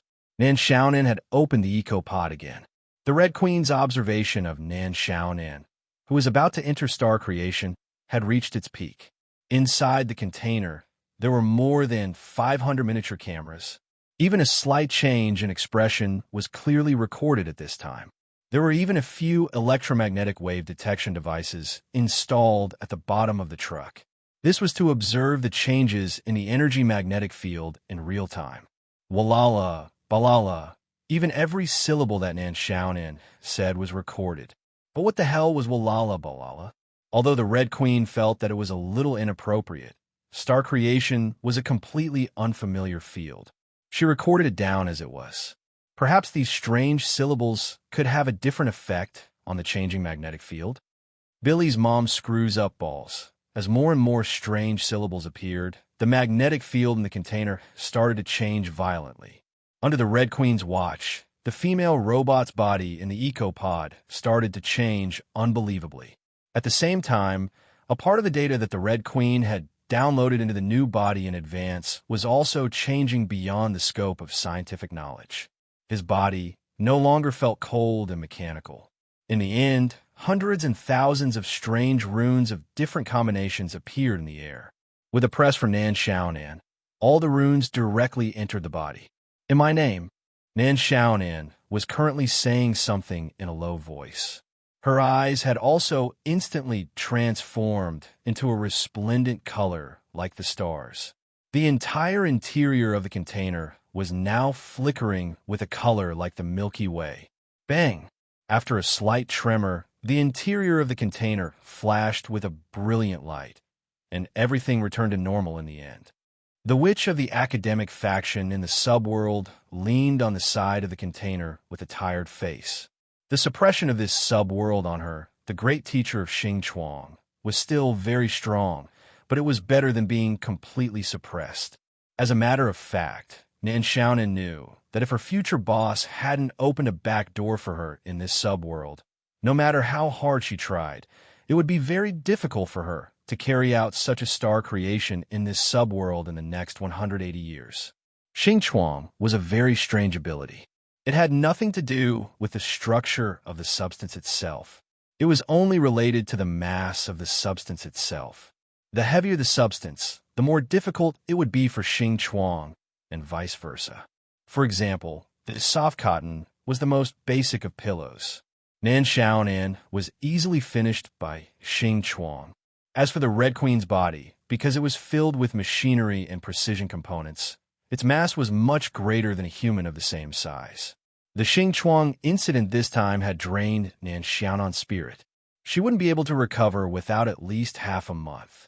She rubbed her swollen head and said with a hoarse voice, "How is it, this body? Are you satisfied? This is the real feeling?" The woman in the ecological cabin, the Red Queen, slowly climbed out. Everything seemed to be a curiosity to her. She stepped on the floor of the container and raised her arm, as if to feel the flow of air. A very strange feeling. This, I can call it a feeling. The Red Queen, who had a body, said indifferently, "But why do I feel that this body is still a machine? You can eat, you can drink, you can poop." Nan Xiaonan said proudly, "But you are still a machine with all the normal abilities of a human woman. I can still give birth?" The Red Queen suddenly said in astonishment. She even lowered her head, and her palm even stroked her lower abdomen, this flat area without any excess fat. "Giving birth to a machine like you." Nan Xiaonan shrugged and said, "Really, an incredible ability." The Red Queen nodded and stretched her body. "This feeling is good, very good. You can slowly uncover the secrets of this body." Nan Xiaonan thought for a while and said, "I have done what you asked me to do. From now on, I hope you will keep your promise and not disturb my life." In this highly information-based world, the Red Queen was the kind of person who was extremely difficult to deal with. If draining himself of his spirit and being weak for 1.5 months in exchange for peace, for a lone traveler who could walk in the void, it was quite a good deal. Second precept: avoid trouble as much as possible. "Don't worry, I won't bring you any trouble." The Red Queen smiled and said, "On the contrary, I will give you a lot of help." "Thank you." Nan Xiaonan shook her head. "If there is nothing else, I will go back." "Wait." The Red Queen suddenly shouted, "I heard from Little 8 that star creation is also divided into temporary and permanent star creation. This body?" Nan Xiaonan rolled her eyes and said, "Do you think that I would use temporary star creation to brush you off because I like you and you keep bothering me?" You are not lying. The Red Queen nodded. You can go back. I want to familiarize myself with this new body. Finally, thank you. Nan Xiaonan looked at the Red Queen in surprise and did not say anything. She nodded silently and quickly left the truck and walked to the border of the city of exclusion. She looked at the container truck parked by the road in the distance and found that the container truck had started moving and was moving away. Until it disappeared, Nan Xiaonan retracted her gaze. I hope you will not find trouble with me again. Even if it is a permanent star creation, I can take it back. Any star creation creature was based on the star creation technique she created. She could create, so she could decompose and let the star creation creature return to its original form. It was just that she had never told any of the star creation creatures that she had created. Even if she was sealed in the star creation world because she fell into the subworld, the most loyal star creation creatures that had accompanied her for countless years would not know this secret. First precept: keep a secret only known to yourself. No, the star creation technique information that I wrote to my future boss seemed to have written this secret. Why did I write it then? Forget it, forget it. Anyway, the future boss was an indescribable existence who had surpassed the void overlord. She could not hide, even if she wanted to. Let's just go with the flow for now. Then, Nan Xiaonan encountered a rather serious problem. The city of exclusion had a curfew. She could not hail a taxi, not long after dawn. Morning, Sister Xiaonan. Nan Xiaonan turned her neck stiffly and saw a girl appear beside her. The young lady at the counter of Mr. Jin's electrical appliance store, Bei Bei. Looking at the way the girl carried a bag, she should have just come out to buy breakfast. Morning, Nan Xiaonan weakly responded at this time. Sister Xiaonan, you look very tired. Bei Bei looked at Nan Xiaonan in surprise. At this moment, Nan Xiaonan seemed to be unable to straighten her back. When she walked, it looked like she was dragging her body. She looked very weak. It's okay. I just got off work, so I'm a little tired. She could not say that she had walked dozens of kilometers in the middle of the night and just got back. Got off work? Bei Bei was even more surprised. She suddenly thought of a problem. This Sister Xiaonan had indeed been looking for a job recently. She had even vaguely asked if the electrical appliance store would hire people. Furthermore, she had asked her several times about the welfare of the one mansion at the end of the street. Just got off work? In the city of exclusion, a curfew was in effect at night. Basically, all the shops would be closed, unless it was a place that allowed customers to stay overnight. For example, hotels were very common. However, there were other places that allowed customers to stay overnight. For example, this mansion was one of them. Sister Xiaonan said that she had worked for a whole night. She still looked so tired and could not straighten her back. It was as if her body had been hollowed out. Could it be she really went to that mansion to be a technician? You seem to be thinking about something strange. Nan Xiaonan frowned subconsciously. No. Bei Bei shook her head hurriedly. Then, she quickly took out some food from the shopping bag. Come, Sister Xiaonan. You must be hungry after working for a whole night. Let's eat something first. Nan Xiaonan was indeed hungry, so she didn't stand on ceremony when she heard Bei Bei's words. Moreover, this was quite in line with her image as a greedy worker girl. She accepted Bei Bei's good intentions without hesitation. They sat down on chairs outside a milk tea shop that was not open yet. Then, they chatted casually. It was nothing more than what had happened in the past few days. At this moment, Nan Xiaonan lifted her leg and rubbed her ankle. She showed a sore expression. Not only was her body tired, but she was also dizzy after being mentally drained. Sister Xiaonan, this job of yours seems to be very tiring. Bei Bei asked tentatively at this moment. It's okay. It's just that the customer I met last night was a little troublesome, Nan Xiaonan said casually. Not only did he have a lot of demands, he was also fierce. Forget it. Let's not talk about it. Eat more food. Nourish your body. Bei Bei took out some fresh food. Demanding and fierce. No wonder it was so tiring. Sister Xiaonan worked hard to earn money for her body. No wonder she was so stingy and liked to take advantage of others. Indeed, I should nourish myself. Last night, I was almost drained dry. Nan Xiaonan nodded and began to wolf down the food. Sister Xiaonan, you're Your current job is so tiring. Have you ever thought of quitting and changing to another job? Bei Bei suddenly asked. Nan Xiaonan was startled. Her role as a worker automatically switched. If I don't do it, who'll take care of me? You? What I mean is find another job that doesn't seem so tiring. Bei Bei shook his head. We'll talk about it later. In this day and age, it's good enough to have a job. Nan Xiaonan shook her head. Besides, it's not safe outside. It might be safer here. Haven't you seen the things on the internet these past few days? Extraordinary powers had been fermenting for a long time. The city of abstinence also occupied the top few trending topics on the internet every day. The discussion and analysis of the city of abstinence's position in the extraordinary society in the future had been done countless times. As long as ordinary people were not retarded, they generally understood the position of the city of abstinence in the future. In that case, although life in the city was very difficult, it was understandable that people still wanted to stay here.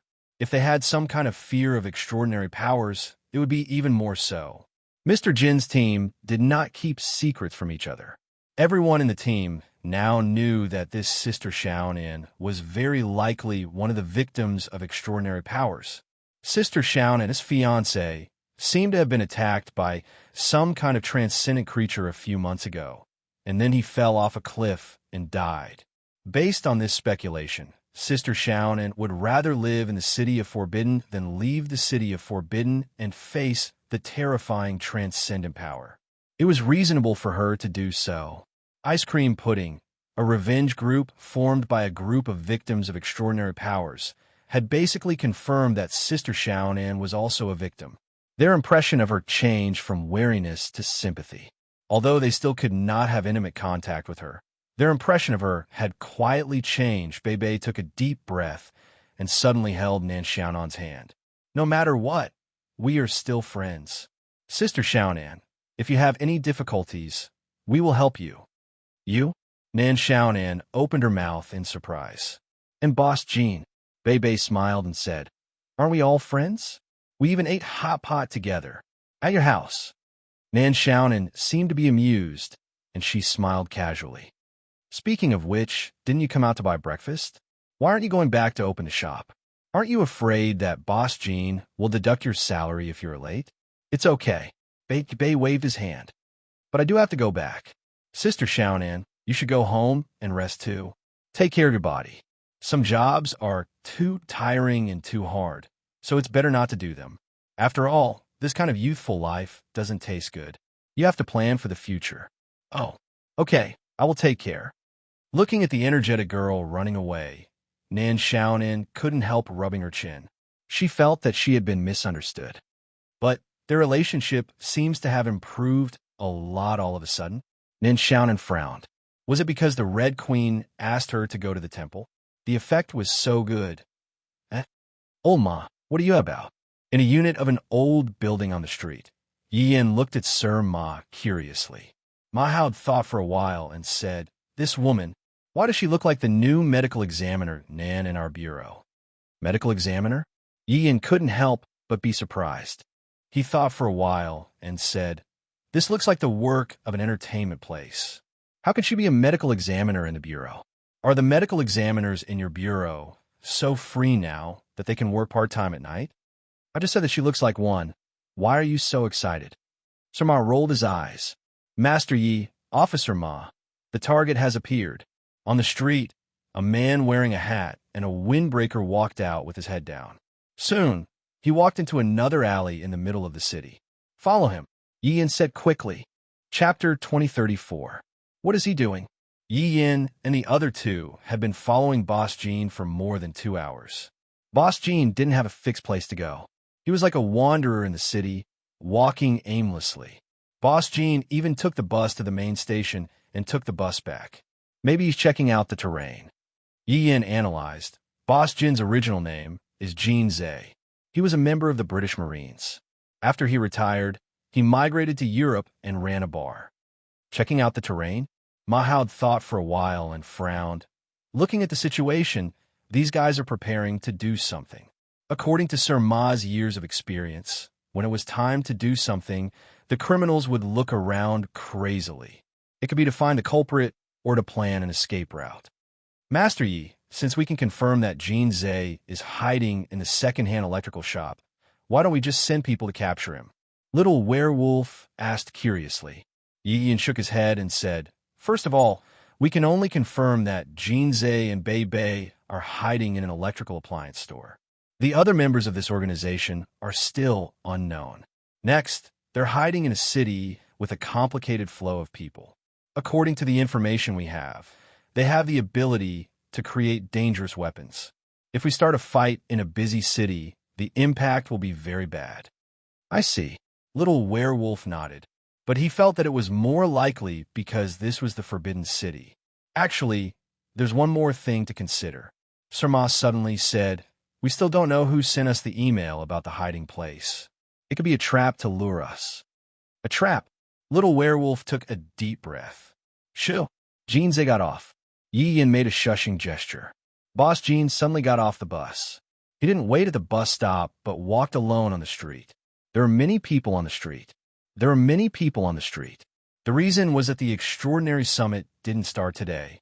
Although the discussion on the internet didn't die down, people didn't stay at home for a few days.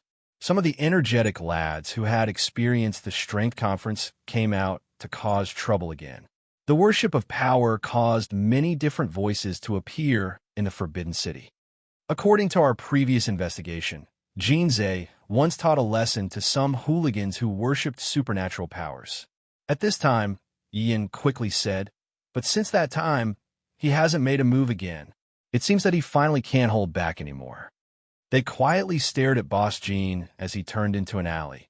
And in this alley, 6 or 7 energetic young men were having a party. They didn't wear strange clothes, but they were graffiti on the walls of the alley. They drew some strange characters, spells, magic circles, and the like. It looked good, but it didn't have any special power. Just when Yin and the others thought that Boss Jean was going to make a move, Boss Jean only glanced at them coldly, then immediately turned and left the alley. No wonder we didn't get anything when we released the snakes. Old Ma frowned. It seems that Jean Zhe is just doing it occasionally. He doesn't take pleasure in it. He is really a restrained guy. At the same time, he is also very vigilant. After that, Boss Jean wandered around for a while. When it was almost noon, he took a shared electric car and slowly drove back to the second-hand electrical appliance store. At this moment, Yin took off his coat and changed his clothes. What are you going to do? Old Ma asked quickly. I'm going to inquire about the situation in this electrical appliance store. Old Ma shook his head. You can't go, I'll go. You've been chasing them for such a long time. There's no guarantee that they don't have your information. But I'm different. I'm a new face. They may not know me. Ian was silent for a moment, then nodded and said decisively, Well, you can do as you see fit. We'll support you. With that, Ian threw the new coat to Sirma. Do you think I can wear this damn size? Then don't wear it. Excuse me, what can I do for you? In front of the counter, Bibi, who was eating, saw a middle-aged, greasy man with a big belly coming in and asked with a smile. I'm just looking around. The middle-aged, greasy man, Sirma said casually. He felt that he was in a good state at the moment. He hadn't done this kind of thing for many years. Since he became a sheriff, this kind of thing was done by his subordinates. But he was still a little excited. But it seemed that he didn't expose anything. As expected, he was still a treasure. Just look around. Bibi showed a sweeter smile, then lowered her head to eat, while watching boring TV series. Officer Ma began to browse in the store, casually. But at the same time, he secretly observed the situation around. There were a lot of shelves, and the store seemed to be crowded. If they fought here, there would be many obstacles, and there seemed to be a back door for them to escape at any time. Good Lord, there were surveillance cameras in all 4 corners of the store. There were surveillance cameras in front of the store, so there should be surveillance cameras at the back door too. Little girl, are you alone in this store? Sirma suddenly asked. Bibi was startled at this moment and stood up abruptly. What's going on? Sirma was also startled, subconsciously stepped back, and instinctively wanted to put his hands on his waist. No, Bibi shouted suddenly, don't step on it. Step on it? Sirma suddenly shivered. and abruptly changed his instinctive action to avoid exposing his identity. Then he looked down, only to find that he was stepping on a furry tail. A dog? It was indeed a dog. At this moment, Sir Ma was stepping on a dog's tail. To be exact, it was a lifeless, dead dog. With Ma Hao's weight, the dog would definitely go crazy if he stepped on the dog's tail unconsciously. But to Sir Ma's surprise, the dog didn't move at all and didn't even raise its eyes. A lifeless aura was coming at him. Lift it. Oh, I'm sorry. At this time, Bebe had already rushed over, and Officer Ma hurriedly took a step back. Bebe stretched out her hand and began to rub the dog's tail to comfort it. But the dog still didn't respond. Is this dog sick? Sir Ma couldn't help asking. Bebe shook her head. I don't know, it was like this when I brought it back. It could eat and drink, but it didn't like to move. It didn't respond to my calls and just curled up in this place. Maybe it's depressed? Sir Ma said. At this moment, he thought for a while and said casually, I have a dog at home, and it was like this for a long time after I sterilized it, but it wasn't as serious as this one. Saying this, Sir Ma directly squatted down and directly lifted the dog's tail to check. Hey, where are its eggs? Unexpectedly, as soon as Officer Ma lifted the dog's tail, the dog, which had been lying on the ground lifelessly, suddenly rushed out as if it had gone mad. This dog was so strong that Officer Ma, who weighed almost 190 kilograms, was pushed down by it. A scream instantly resounded in the electrical appliance shop. Damn, my chillin' arm. In the car, Ian casually took off his headphones, shook his head, and had a strange expression. At this moment, the little werewolf glanced at him and said somewhat embarrassedly, Master Yi, your former colleague, is really interesting. But things didn't go badly. On the contrary, because of this, Ma Hao actually stayed. The girl at the front desk, BB, was now looking for medicine to stop the bleeding and disinfect Ma Hao's wound out of apology. Hey, this Officer Ma, did he deliberately use this opportunity to get close to the target? The little werewolf, Igor, was pleasantly surprised, as expected of a senior detective, rich in experience and unfathomable. Damn it, this guy just had a cheap hand. Ian sighed silently.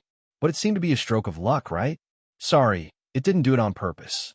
It's usually very obedient. Look, even if you stepped on it, it wasn't angry. The wound wasn't very deep, but the bleeding wasn't little either. But it wasn't a big problem. After washing the wound with hydrogen peroxide, it could be simply bandaged. Well, Uncle, why don't you go to the hospital to get a rabies vaccine later? Bibi thought at this moment and said, Come back with the list later. I'll pay you back. This dog didn't get shot? Sir Ma asked while enduring the pain. Bibi said, I picked it up a few days ago. It doesn't look like an owner, so I don't know if it's been given a shot. Why don't you go for a checkup? Sir Ma asked. Then he asked. Bibi said casually, It's not a good time in the city these days, so I want to go out later. Uncle, it's bandaged. How do you feel? Sir Ma looked at the treatment of the wound and nodded. It's pretty good. The nurses in the hospital are almost like this. Little girl, have you studied before? I used to go to a medical school for a while. Medical school is pretty good. Sir Ma smiled and gossiped. But why do you work here? It's not easy to find a job. Bibi answered simply. Sir Ma didn't continue to ask. After looking at the bandaged arm, he said directly, Little girl, I have to go to the hospital to have a checkup. Uncle, go ahead. Bibi nodded. Bring the list next time. I'll pay for your medical expenses. Don't worry. Sir Ma shook his head and walked out of the door with a look of admitting that he was unlucky. But next time, there would be an excuse to continue to approach the target. The mission was finally completed well. Sir Ma thought at this moment with satisfaction. Uncle, you forgot something. Bibi suddenly shouted at this moment. Sir Ma was stunned and subconsciously touched his pocket. What did I forget? I didn't. He subconsciously turned his head and instantly gasped, but saw Bibi with a sweet smile on her face had already appeared in front of him. Not only that, Bibi was holding a dagger in her hand, and the dagger was directly stabbing towards Ma Hao's waist at this moment. You forgot this thing. It fell out when the dog pounced on me just now. While holding the dagger in one hand, the girl's other hand picked up something at this moment. Ma Hao's ID card. At this moment, old Ma's expression was not only slightly shocked, but then he suddenly took a deep breath and directly grabbed Bebe's wrist. Little girl, of all things, why do you have to use a knife? Bebe was stunned, but found that the dagger stabbed into Mahoud's waist at this moment didn't really stab into his body. It seemed that it was blocked by something. Bulletproof vest. Bebe's pupils suddenly contracted, and then she immediately pulled back and kicked out her knee at the same time.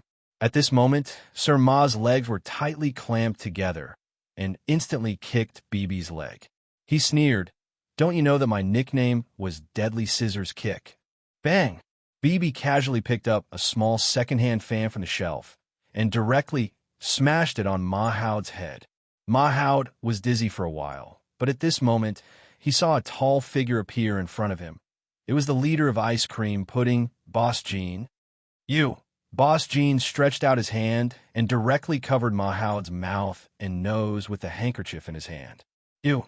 After a few breaths of time, Sir Ma was already unconscious after the sound of falling to the ground. Bebe kicked Mahoud on the ground and couldn't help but frown. "Boss, we're exposed. We can't stay here. I'll tell them to evacuate." "It's too late." Boss Jean shook his head at this moment and turned around. At the door of the second-hand electrical appliance store, a cold-looking man welcomed at this moment. "Yin, you really found this place, hyenas of the criminal police team." Boss Jean slowly sighed at this time, but secretly made a special gesture to Bebe behind his back. "You can't escape," Ian said indifferently. Boss Jean looked at Mahoud on the ground and said expressionlessly, "Hostage? The pension is very generous." Ian shrugged and said indifferently. Boss Jean smiled. "If so, you wouldn't have appeared at the first moment. You probably haven't had time to make a detailed deployment. Maybe you're still at the stage of investigation." While speaking, Bebe had already put the dagger on the neck of the unconscious Officer Ma without saying a word. Ian was silent for a moment and suddenly shook his head. "You won't hurt him. You haven't hurt any innocent people all this time. Not even our people." "Who knows?" Boss Jean said indifferently. "We won't hurt him, maybe because we haven't reached the point where we need to hurt him, but it doesn't mean that we won't do such things. Do you want to bet?" "Bet on what?" Ian chuckled. Boss Jean said, "Bet on whether we'll kill him or not. But before that, I want you to know one thing. That is, no matter what we bet on, there's nothing we can't lose." "That's really difficult." Yin sighed slowly. "According to international practice, how about I be the hostage?" While speaking, Ian took off his windbreaker and threw it on the ground. At the same time, he took off his equipment one by one and raised his hands. "Why not the two of you together?" Boss Jean sneered. Boss Jean swung his arm, and a telescopic rod instantly appeared in his palm.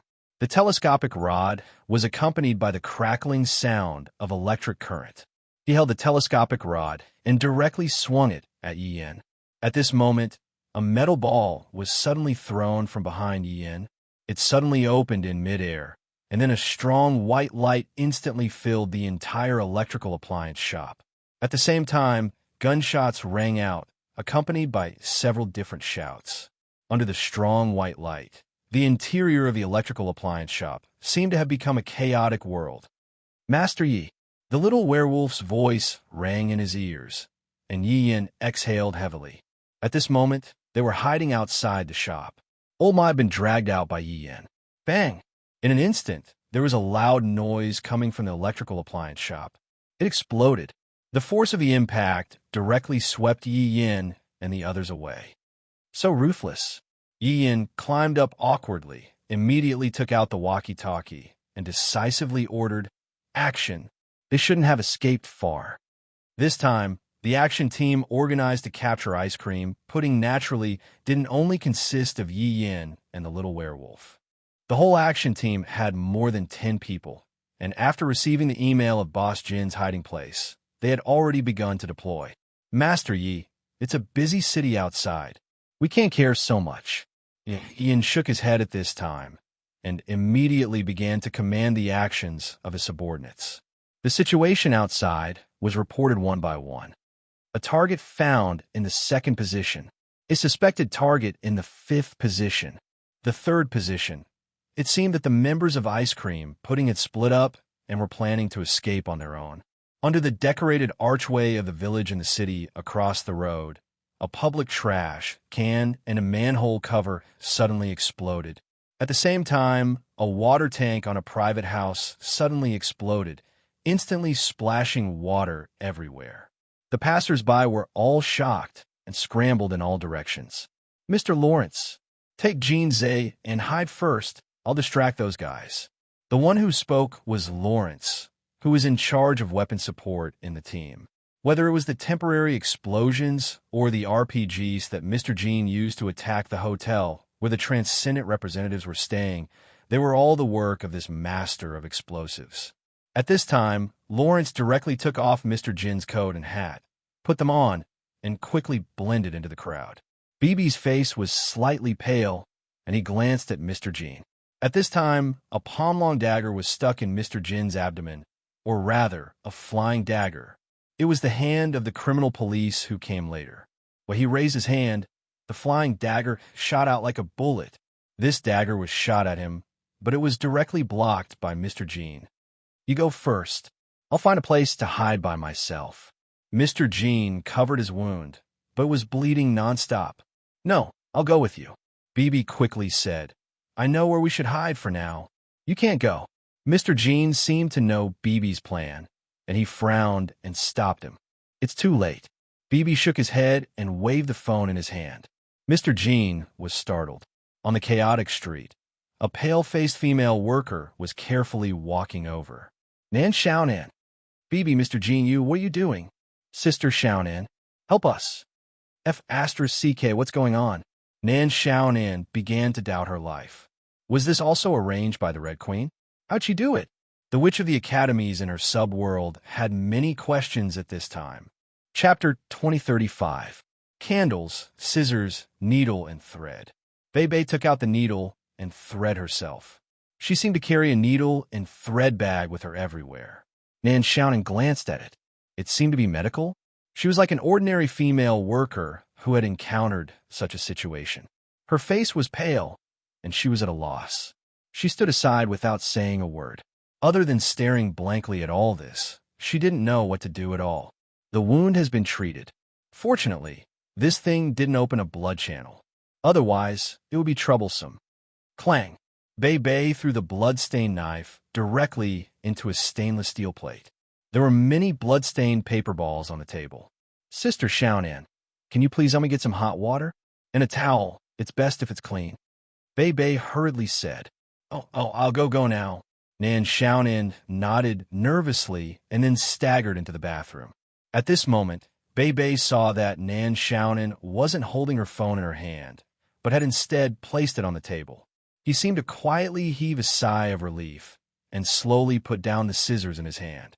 She had to do this. They couldn't go far with the injured Mr. Jin. They could only hide.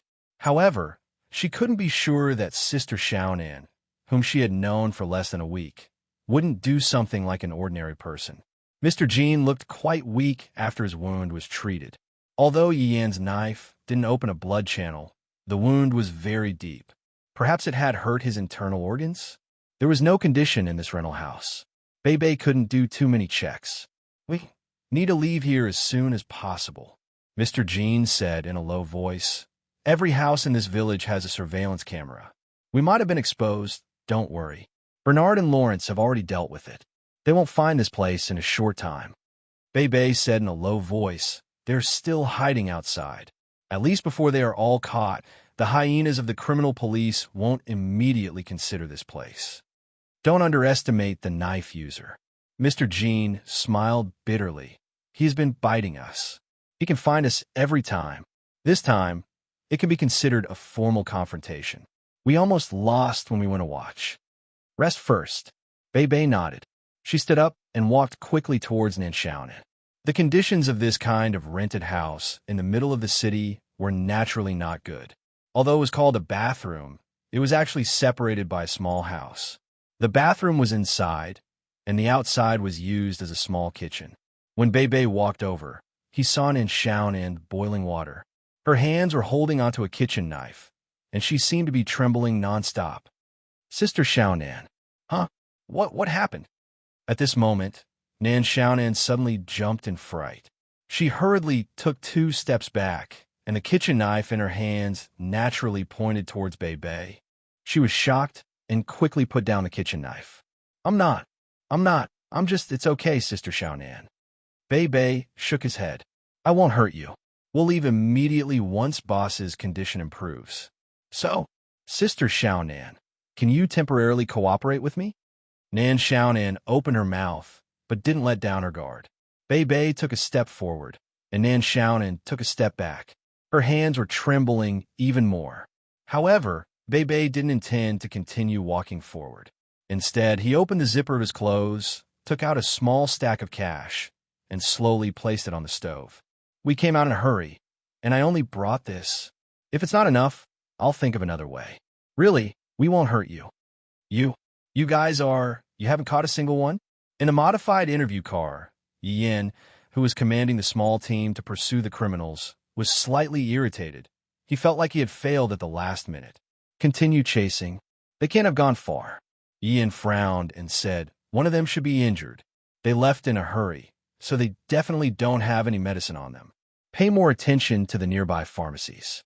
As he spoke, Yin temporarily turned off the communication and rubbed his forehead. Olma, are you okay? My head is still a little dizzy. It's all my fault. Ma Hao's face didn't look good. If he hadn't exposed himself, he said, I'm sorry. Old Yi, I shouldn't have brought my ID. The ID is fake.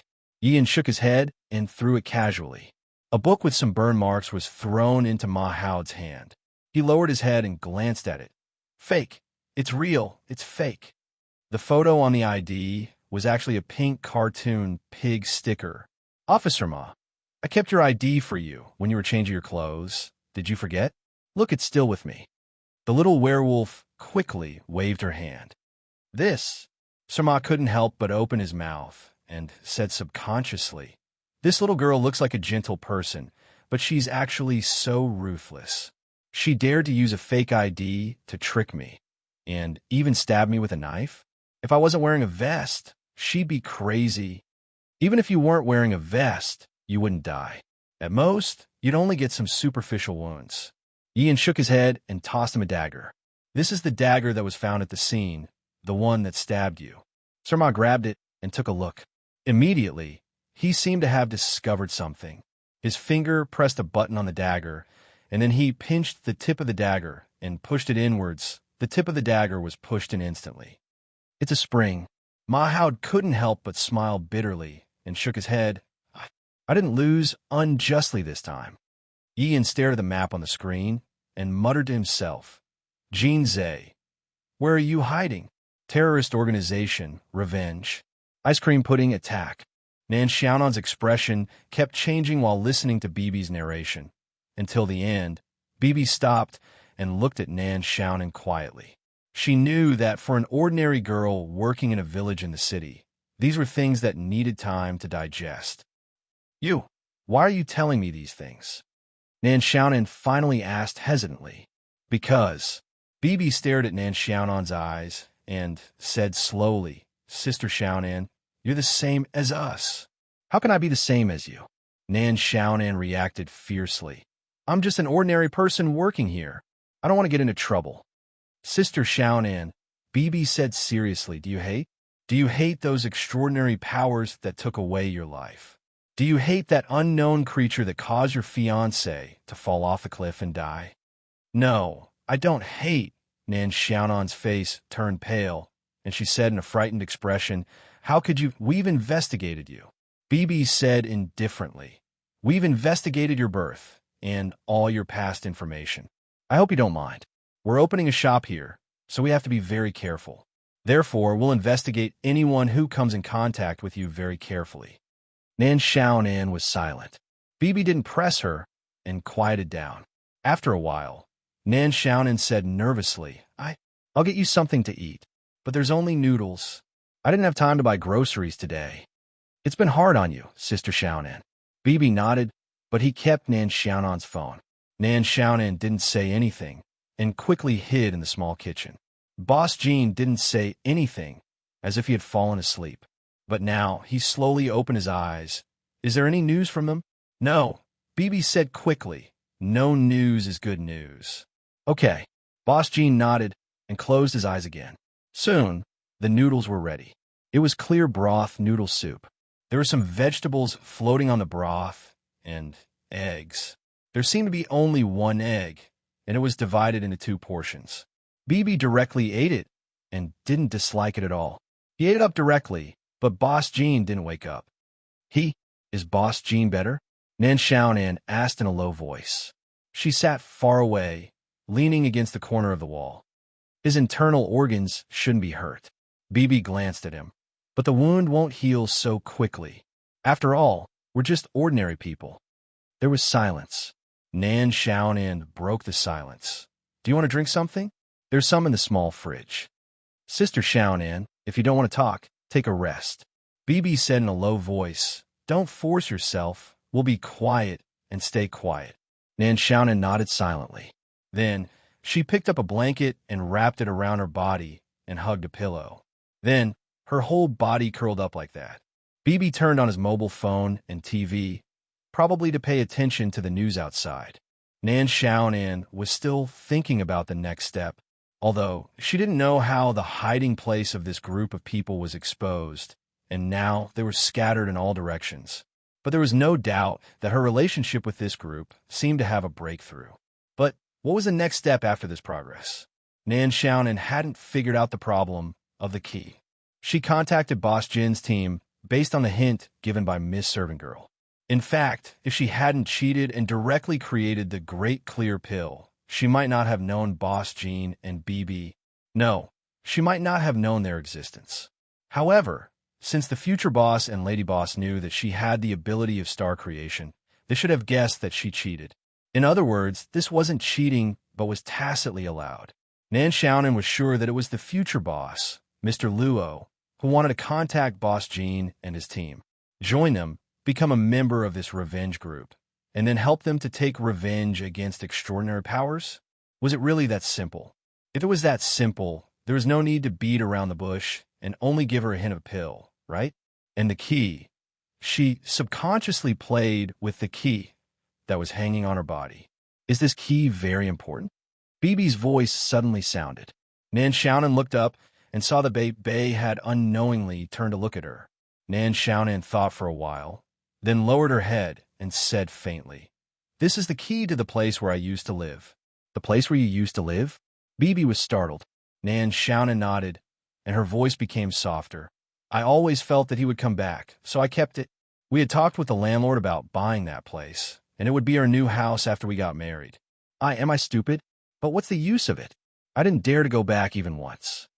"I see." BB nodded silently. At this moment, Mr. Jean suddenly woke up and coughed twice to break the silence between them. "BB, I want to eat something." "Okay, I'll help you." BB hurriedly carried the noodle soup to Mr. Jean and fed him carefully. Nan Xiaonan didn't say anything and continued to pretend that she was invisible, curling up in the corner. Of course, the origin of the key wasn't this. She had made this up before and wanted to find a suitable time to say it inadvertently so that she could directly give the other party a critical hit and get closer to Mr. Jean and his team. But she didn't expect it to be at this moment. As for the so-called new house, it also existed, and it had been arranged long before she came to the village in the city. But the effect seemed to be quite good now. At least she could feel that BB's gaze had become much gentler. As for deceiving people's feelings, for a witch who had lived until the end of the world, schemes, scams, lies, and even crimes were already commonplace. Naturally, she didn't feel guilty about it. After all, the group of people she was facing was just a group of mortals who had survived with hatred for extraordinary powers. What made her different was that she was a void traveler who stood at the pinnacle of extraordinary powers. Even if she laughed and joked around, it was a fundamental view of mortals that had solidified in the hearts of all void champions. But she couldn't help but think about the intentions of her future boss. At this moment, Mr. Jean seemed to be whispering something in BB's ear. Nan Xiaonan didn't hear it clearly, but she saw that BB's face revealed hesitation, as if he wanted to argue about something. However, under Mr. Jin's gaze, Bibi gradually gave up resisting and nodded somewhat unwillingly. After that, Bibi silently looked at Nan Xiaonan, and without saying anything, he picked up the things and directly walked out of the door. He opened the door, walked out, and closed the door. What is Bibi doing? Nan Xiaonan couldn't help but ask nervously. I asked her to do something, Mr. Jean said expressionlessly as he looked at Nan Xiaonan. Nan Xiaonan gulped and braced herself to say, She's not afraid that I'll do something? You can do something, Mr. Jean said casually. Mr. Jean said casually, In my opinion, the most important thing you should do now is to tie me up and inform the police. You'll be safer this way. Trust me, even if you do this, Bei Bei and the others won't take revenge on you, let alone hurt you. Are you stupid? Nan Xiaonan couldn't help but be startled. Mr. Jean said casually, We're very stupid to begin with. What we want to do is something that won't succeed. Then why are you doing it? Nan Xiaonan didn't understand. Mr. Jean only looked deeply at Nan Xiaonan and slowly said, The noodles you make taste very good. Nan Xiaonan slowly exhaled and then glared at him. After all, I received money. Mr. Jean smiled. Nan Xiaonan realized that this was the first time she saw this man smile. And it wasn't very good looking, and it was even a little fierce. Chapter 2036. Rain and thunder. But this was a natural phenomenon. Perhaps it was because they had seen too many weather changes caused by supernatural forces recently. When they realized that this was just an ordinary thunderstorm, they were a little unaccustomed to it. The sound of the light switch was heard in the room. Then the darkness of the thunderstorm was dispelled. Nan Xiaonan stood by the window, looking outside blankly. No one knew what she was thinking. Bei Bei seems to have been out for a long time. Nan Xiaonan suddenly said in a low voice. More than an hour. In fact, it was not a long time. But for people who had been waiting, even 1 minute was too long. Mr. Jean just responded casually. He looked very tired, and his face still didn't look good. Do you want to drink some water? I'll pour it for you. Nan Xiaonan asked tentatively. Mr. Jean nodded without hesitation. Nan Xiaonan hurriedly poured a cup of warm water for him. After a moment of hesitation, she chose to help Mr. Jean up. The wound on your forehead? Nan Xiaonan asked in surprise. In fact, she had seen the wound long ago, when Bei Bei brought Mr. Jean in. Nan Xiaonan also knew why Mr. Jean always wore a hat, to cover the wound on his forehead. This wound looked like it was caused by some kind of claw, but from Nan Xiaonan's experience, it was more like it was caused by some kind of sharp claw. The sharp claw had directly grabbed the head. The sharp claw even pierced into the skull. The first transcendent being I killed was a vampire. At this time, Boss Jean glanced at Nan Xiaonan and suddenly said, At that time, I only had Lawrence by my side. Although the two of us made a lot of plans, in the end, we were easily beaten to the ground by the other side. He said calmly. Then the vampire wanted to torture me, so I relaxed. Boss Jean shrugged. I stuffed a grenade directly into its mouth and finally pierced its heart with a wooden nail. I don't know the effect of the wooden nail or the power of the grenade. Anyway, it died. The wound was caused at that time. Nan Xiaonan asked subconsciously. Mr. Jean didn't answer. He just gazed at her and moved his body to make himself more comfortable, saying slowly, If you have any questions, just ask. But you should consider whether you should know these things. As an ordinary person, your life may be affected because of this. Nan Xiaonan thought for a while, taking 2 Corona bottles from the fridge. She sat cross-legged beside Mr. Jean and opened the bottle cap. Drink some? I won't tell Bei Bei. Mr. Jean smiled and didn't refuse. Who died? Nan Xiaonan suddenly asked. Mr. Jean looked at her. Nan Xiaonan lowered her head and touched the bottle as she faintly said, If it wasn't someone important, they wouldn't be that crazy. My fiancé. Mr. Jean said softly, and our unborn child. The 2 non-human creatures fought for some reason, so she was knocked into a pile of flesh and blood in front of me. Nan Xiaonan hugged her knees and said faintly, Have you ever thought that maybe your fiancé doesn't want you to take revenge, but only wants you to live well? People with hatred don't live well. Mr. Jean closed his eyes. They don't want to live well. There were some things that, once remembered, would never be forgotten for the rest of their lives. We are forgetful, but we also have good memories. Nan Xiaonan smiled bitterly. But what can you do with just a few of you? Take revenge on all the supernatural forces in the world? Don't be silly. You saw the power conference just now. It's not a power that mortals can resist. That vampire creature you killed the first time was probably the lowest level among these extraordinary creatures, or even the worst of them. Mr. Jean opened his eyes and looked at her.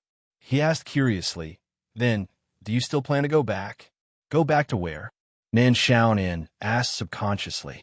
Mr. Jean said, "The house that can be opened with this key." Nan Xiaonan suddenly realized that she didn't think about how to answer this question.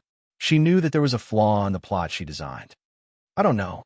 Perhaps this was the best and most suitable answer. We don't know what we can do and how far we can go." Mr. Jean said in a low voice, "But if we don't do something, what can we do?" The topic suddenly came to an end under the rapid sound of thunder. Then, someone knocked on the door of the rented house. Mr. Jin's eyes focused in an instant, and his whole body seemed to be tense. Nan Xiaonan saw something in Mr. Jean that only veterans who had experienced the battlefield would have. "Maybe Bebe is back. I'll go and take a look." Nan Xiaonan took a deep breath and said, "It can't be Bebe." Mr. Jean shook his head and stood up with difficulty. At the same time, he held the blood-stained knife in his hand. "Wait, let me do it." Nan Xiaonan hurriedly stood up and supported him. "I ordered some water. Maybe he's here to deliver it." Mr. Jean nodded, but he also walked to the door and hid behind it. Nan Xiaonan looked out through the door hole, but didn't see anyone outside. But the door was still knocked by something. She couldn't help frowning. She tried to open a small gap in the door. When she was about to look out, she saw a paw coming in from the bottom of the door. Nan Xiaonan gasped. "Paw!" She was brave enough to open the door, but what she saw was a wet pastoral dog squatting in front of the door. This guy is quite a character. Nan Xiaonan tried to feed it, but the dog was indifferent. Since it entered the door, it directly shrank in the corner. This was a stray dog that Mr. Jean picked up a few days ago. She didn't know how it found this place, but it seemed that if it wasn't for shelter from the rain, this guy wouldn't have bothered to find this place. Dogs had a very keen sense of smell. The village in the city was only a short distance away from Mr. Jin's electronics store. Theoretically, it was not impossible for this pastoral dog to find this place. Mr. Jean seemed to be very curious that this stray dog could find this place. After looking at it for a while, he retracted his gaze and said coldly, "It may also be a non-human creature." Nan Xiaonan said, "How can it be? This is the city of abstinence. Theoretically, anything can happen here." Mr. Jean shook his head. "Who knows? Let's stay here for the time being. Bebe likes it very much." "Oh no, they're here." "Who?" Nan Xiaonan was shocked subconsciously. At this time, Boss Jean leaned close to the window and opened the curtain slightly. In the dense rain, he stared at the situation on the street below. "Who's here?" Nan Xiaonan asked with a trace of nervousness. Mr. Jean didn't speak. He walked quickly to the door, put his ear on the door, closed his eyes, and held his breath to listen to something. "Sure enough, they're here. Are they the people who caught you?" Nan Xiaonan asked in a trembling voice. Then she had an idea. "This dog brought them here?"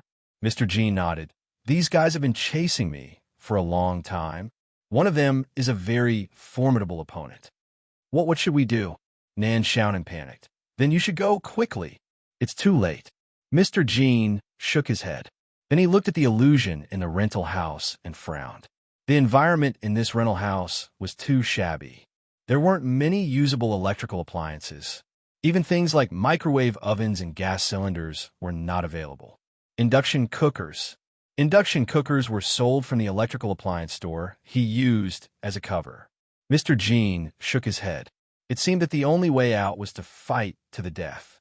At this time, Nan Xiaonan suddenly walked in front of Boss Jean, grabbed his wrist that was holding the knife, and put the knife on her neck. That's how TV plays." Nan Xiaonan trembled. Is it useful?" She gasped for breath. She looked so nervous that her heart was about to jump out. The moment the door was broken, a black shadow suddenly rushed out. In a narrow corridor, a few gunshots suddenly rang out, followed by screams. A dog! A dog suddenly rushed out and leaped into the corridor, pouncing on 4 or 5 men in black suits at the same time, throwing them to the ground. At the exit downstairs, a man in black hurriedly retreated, but at this time, he directly knelt on the ground and threw himself into the rain puddle. There was already a bleeding bullet hole in the thigh of the man in black. In the dense rain, the action team led by Yi Yin had completely blocked all the passages. Yi Yin stared at the exit. At this time, Mr. Kim was slowly walking out with a woman in his arms. "I need a car." Mr. Jin's voice suddenly rang out, and then he immediately took the hostage and hid in the corridor. "Also, withdraw your snipers. 3 minutes. Master Yi, we don't have the space to snipe. He's too cunning." Listening to the voice of the werewolf from the bone conduction Bluetooth headset, Yi Yin instantly narrowed his eyes. Unfortunately, old Ma was not here at the moment. Otherwise, he could always find a suitable place to shoot. This guy was not good at fighting, and he was muddle-headed in handling cases. Although he was hot-blooded, his shooting was really accurate. The explosion of the electrical appliance store had a big impact and had already alarmed the local police. Therefore, Olma had to personally coordinate. Now, there were at least a dozen police cars outside the village. They had to evacuate the crowd and were very busy. Bang! At this moment, Mr. Jean, who was hiding in the corridor, suddenly fired again, directly hitting the sign of a shop in front of him. It seemed to be a warning. "Organization, what should we do?" Another member of the arrest team frowned and asked at this time.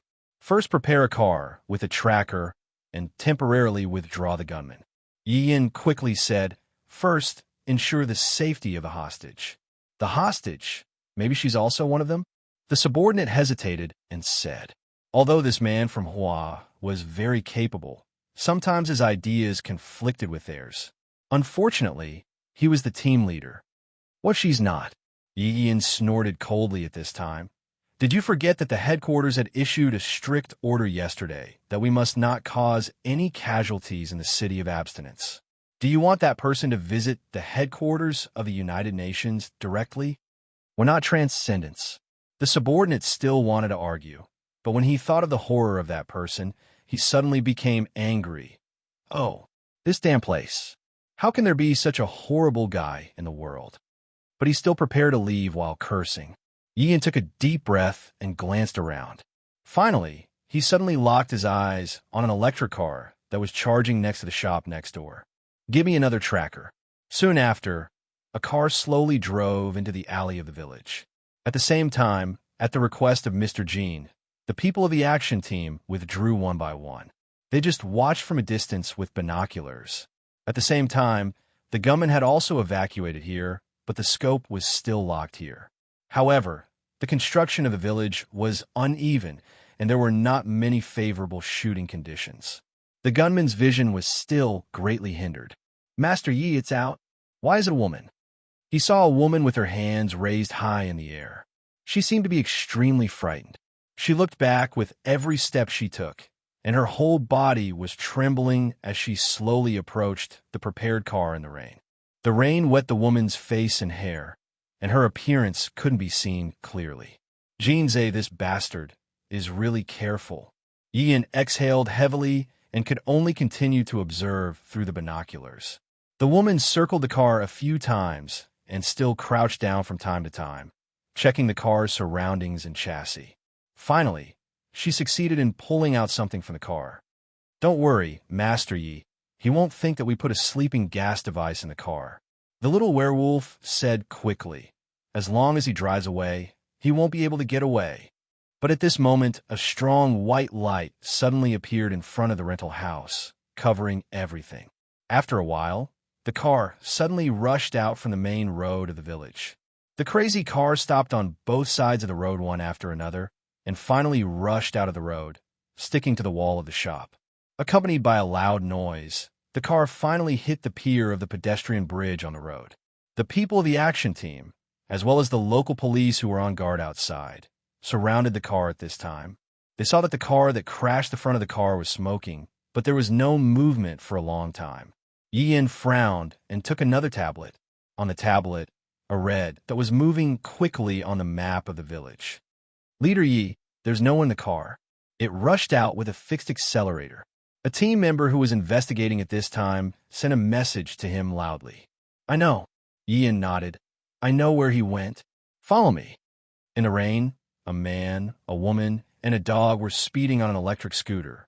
Obviously, this was not romantic at all. Chapter 2037. The rain stopped, but the sky was still cloudy. Several police cars stopped outside a square. Yin and Sir Ma got out of the car together, followed by a werewolf and 2 local policemen. They walked to an electric scooter. Without saying anything, Yin put his hand under the car to feel for something. After a while, a finger-sized instrument escaped. How is it? Were we discovered? Mahout asked quickly. It's hard to say. Yin shook his head. Maybe we were discovered, or maybe because the car ran out of power. The battery is still warm. They should have left not long ago. Old Ma tried to run the electric scooter, but there was not much power left. It seemed that the scooter could not be ridden anymore. There are several cars over there. Check the camera. Maybe they have captured something. Ian raised his hand and pointed to the front. The werewolf quickly followed with his men. Sir Ma could not help but be angry at this time. We followed that evil dog to his hiding place and almost caught him. I'm not reconciled to this. I've chased them for so long and haven't caught them yet. Should I commit suicide? Ian laughed coldly. You don't seem to care at all? Old Ma could not help but frown. Apart from Ian's parents, he was one of the few people who knew Ian the best. Mr. Jean took my flying dagger, Ian suddenly said in a low voice. You? Sir Ma suddenly opened his eyes wide. It's on the knife, too? Ian shook his head gently, then slightly moved his chin, pointing to the position of the action team, led by him. Every time, he could discover us in advance and escape. It's not like he has unreasonable, extraordinary power. A cold light flashed in Yian's eyes. Old Ma, do you think there are so many coincidences in the world? We'll search separately later. Yian said indifferently, I'll be with you. Ma Hao nodded silently.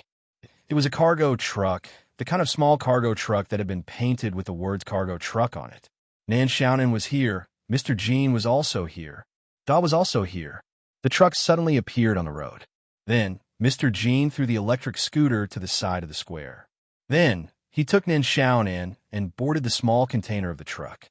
Along the way, Nan Xiaonan was wringing the clothes on her body with a pale face, the dog.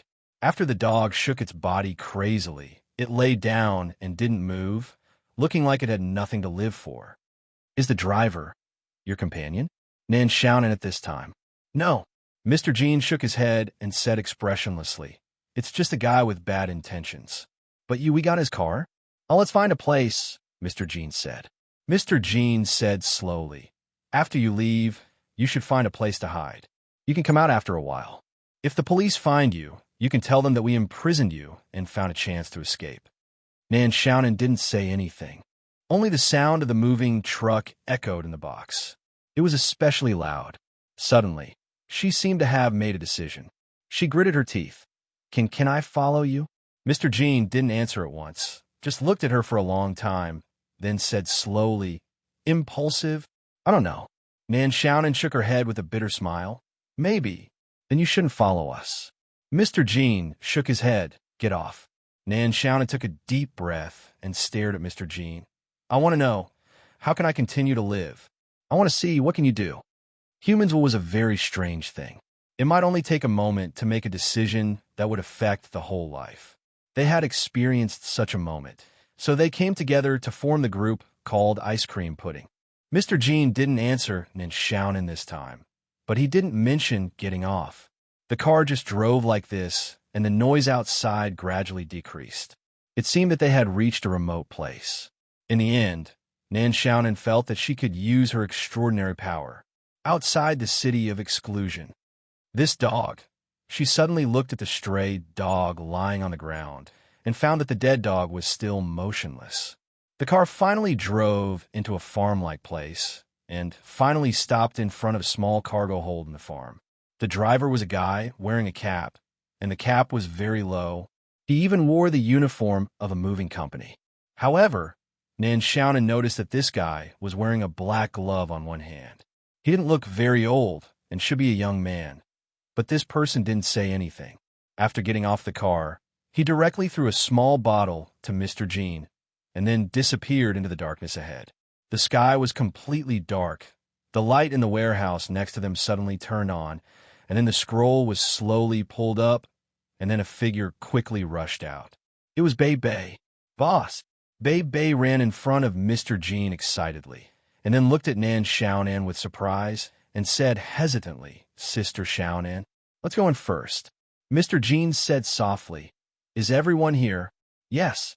In the cargo hold, Nan Xiaonan also saw the other members of the ice cream pudding organization, although she knew that these people were hiding in the basement of the electrical appliance store through the Great Clear Pill. She had never seen them in person.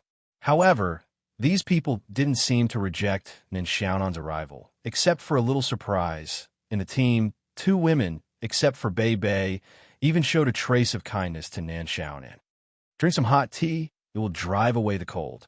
Thank you. Nan Xiaonan silently took a cup of hot tea from the woman named Chenghua. At this time, she was wrapped in a blanket, sitting in the corner of the warehouse. Besides sizing up Chenghua in front of her, she also looked around the warehouse.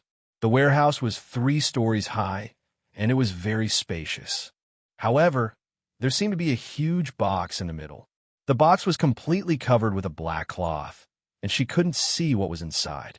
At this time, everyone, including Mr. Jean, surrounded the huge box, setting up something. Nan Xiaonan even saw the tools for filming. You're welcome. Chenghua smiled. If you're hungry, there's some food over there. You can eat it yourself. She didn't say much, and soon returned to the team, and Mr. Jean and the others started to work together. Nan Xiaonan seemed to have nothing to do. These people obviously didn't avoid her presence at this time. Bei Bei seemed to have finished her work, and then came to Nan Xiaonan's side, squatting in front of her. Sister Xiaonan, aren't you afraid? Nan Xiaonan opened her mouth subconsciously. She even slightly withdrew her legs. Afraid? What we're going to do next may be very scary. What are you going to do next? Bei Bei only smiled, and then suddenly squeezed to Nan Xiaonan's side, sitting down next to her. Nan Xiaonan didn't dare to move. Did the boss tell you about him? A little. Nan Xiaonan nodded. Sister Xiaonan, do you want to know about me? Bei Bei looked at her and asked, My story. No, I don't, can I? Nan Xiaonan swallowed her saliva and said with a trembling voice. Bei Bei suddenly laughed and waved her hand, patting Nan Xiaonan's shoulder vigorously. This seemed to be a very funny thing, and even made her laugh until tears came out of her eyes. Is it really that funny? Bei Bei took a deep breath and didn't say anything. She just curled up, hugged her knees, and silently looked at the busy people in front of her. She's my only family. She said softly, My parents are long gone, and my grandmother raised me single-handedly. Her body wasn't good, and when I was young, I wanted to be a doctor when I grew up and cure her body. Bei Bei, that day I received a letter of acceptance from the medical school. I ran all the way home, and I didn't tell anyone. I just wanted to tell her the news as soon as possible. With a stiff smile, she said, Then I opened the door. What happened next? By the way, I saw a man. He was also smiling. That was the scariest smile I have ever seen. It was like the creepy smile you see in horror movies. Then, don't say any more. She hugged her tightly and stroked her head, saying softly, Don't say any more. Okay. Bei Bei replied softly. After a while, Bei Bei seemed to have fallen asleep in Nan Xiaonan's arms. At some point, Mr. Jean walked over, and so did Chenghua, who had delivered hot tea to Nan Xiaonan. Then, there was another dark-skinned woman called Maeve. There was also Lawrence, and a bearded man called Bernard. The youngest among them should be Bei Bei. Nan Xiaonan realized that Mr. Jean and the others were looking at Bei Bei as if they were looking at their own daughter, sister, family. Suddenly, Mr. Jean looked at Maeve and nodded. Thus, under Nan Xiaonan's astonished gaze, Maeve went directly in front of Bei Bei. Maeve took out a syringe and injected it into Bei Bei's arm. Bei Bei seemed to feel something, and her eyelids trembled for a moment, but she quickly calmed down. You? Nan Xiaonan was a little frightened. Maeve smiled and said, "It's just a sedative. Bei's mind is not very stable, so it's very difficult for her to fall asleep. But there's no need for an injection." Nan Xiaonan frowned and immediately seemed to have thought of something. "What are you doing? What are you doing behind her back?" Mr. Jean suddenly said, "Can we ask you to do us a favor?" "Master Yi, the signal has stopped for a long time. I wonder if we've been discovered?" The car was Sir Ma's personal car, a family SUV, and it was currently speeding on the rural road outside the city of exclusion. The red dot on the map was getting closer and closer, and it wouldn't take long for them to reach it. "We'll know when we get there," Ian said quickly. But at this moment, his other work phone rang. At the same time, Sir Ma's phone also rang. Both of them looked at each other suspiciously, and they seemed to have a bad feeling. They picked up the phone at the same time, and then their expressions changed slightly at the same time. What happened? Little Werewolf couldn't help but worry. "Watch the live broadcast," Ian and Old Ma said at the same time. "Watch the live broadcast." Sister Long, "Stop playing games." "Ah, what live broadcast?" Kelowna's Shinryu was startled at this moment.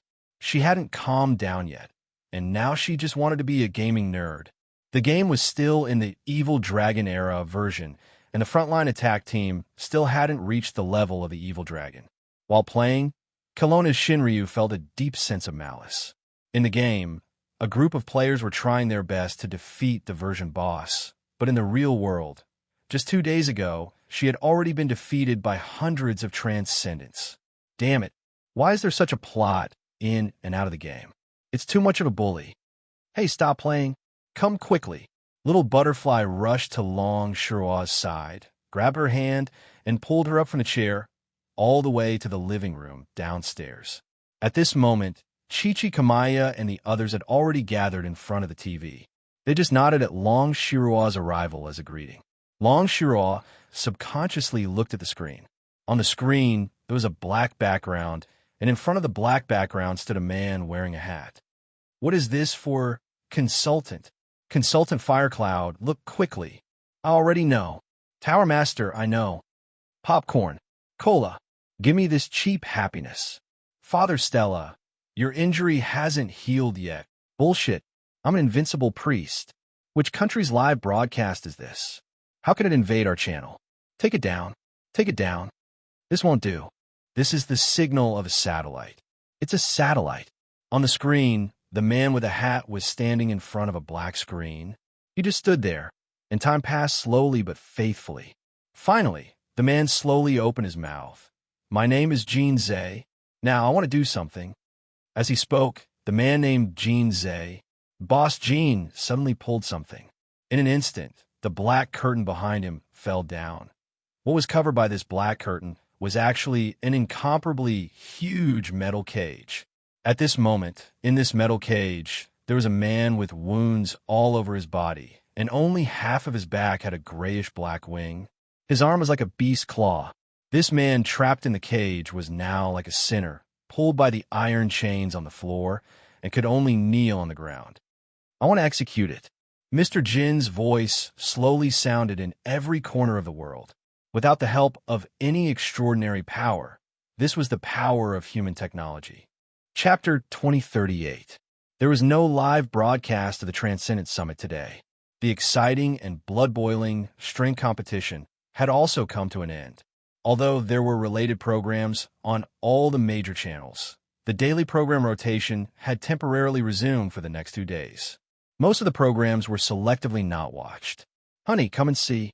"What is this?" Not all the channels showed the scene that happened in the small warehouse of the farm. Only a few fixed channels could be watched. Even so, the news spread at an extremely fast speed. People looked at the man who called himself Jean Zhe in front of the camera. They looked at the imprisoned transcendent being in the huge cage. When they heard the word execution, they couldn't help but gasp. In the warehouse of the farm, Mr. Jean slowly opened the gate of the huge cage and walked in alone. There was even a sharp machete in his hand at this moment. Mr. Jean walked in front of the transcendent being whose wings were broken and whose body was full of terrifying wounds. Instantly, the male transcendent being roared in anger. The man opened his mouth in an instant, revealing a mouthful of sharp teeth. His roar was transmitted through the transmission of the signal to everyone's ears in an instant. Some people were frightened and couldn't help but cover their eyes. Some people were excited. Their hearts were beating fast as they felt an unprecedented excitement. Mr. Gene didn't immediately cut the male transcendent being's neck with a machete. Instead, he held the machete above the transcendent being's neck. He slowly walked around the transcendent being. The sharp blade moved slowly along the skin of the transcendent being's neck. When the camera zoomed in, it could be clearly seen that there was a small cut on the transcendent being's neck. Blood oozed out from the cut. The transcendent being was even more furious now. The remaining half of his wings flapped crazily. He clenched his fists and tried to break free from the thick chains tied to the ground. Mr. Gene retreated to the edge of the cage and looked sideways at the camera. As you can see, this transcendent being is an orc that can transform into an eagle. This species has always existed in our world. They live by our side like ordinary people. A few months ago, in the midst of the sudden increase in supernatural events in the world, many things happened that caused us to deviate from our daily lives. Looking at the camera, Mr. Kim slowly took off his hat. The shocking wound on his forehead instantly appeared in front of the camera. As for me, it was during that period of time that I lost my fiancée.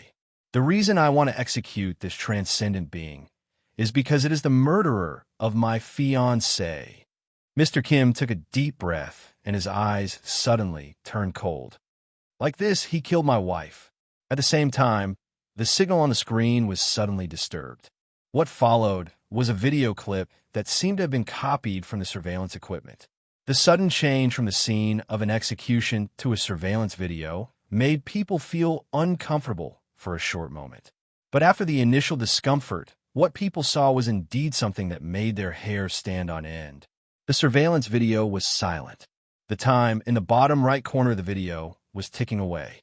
At this moment, a man and a woman were pushing a shopping cart out of the door of a medium-sized supermarket, walking toward the parking lot in front.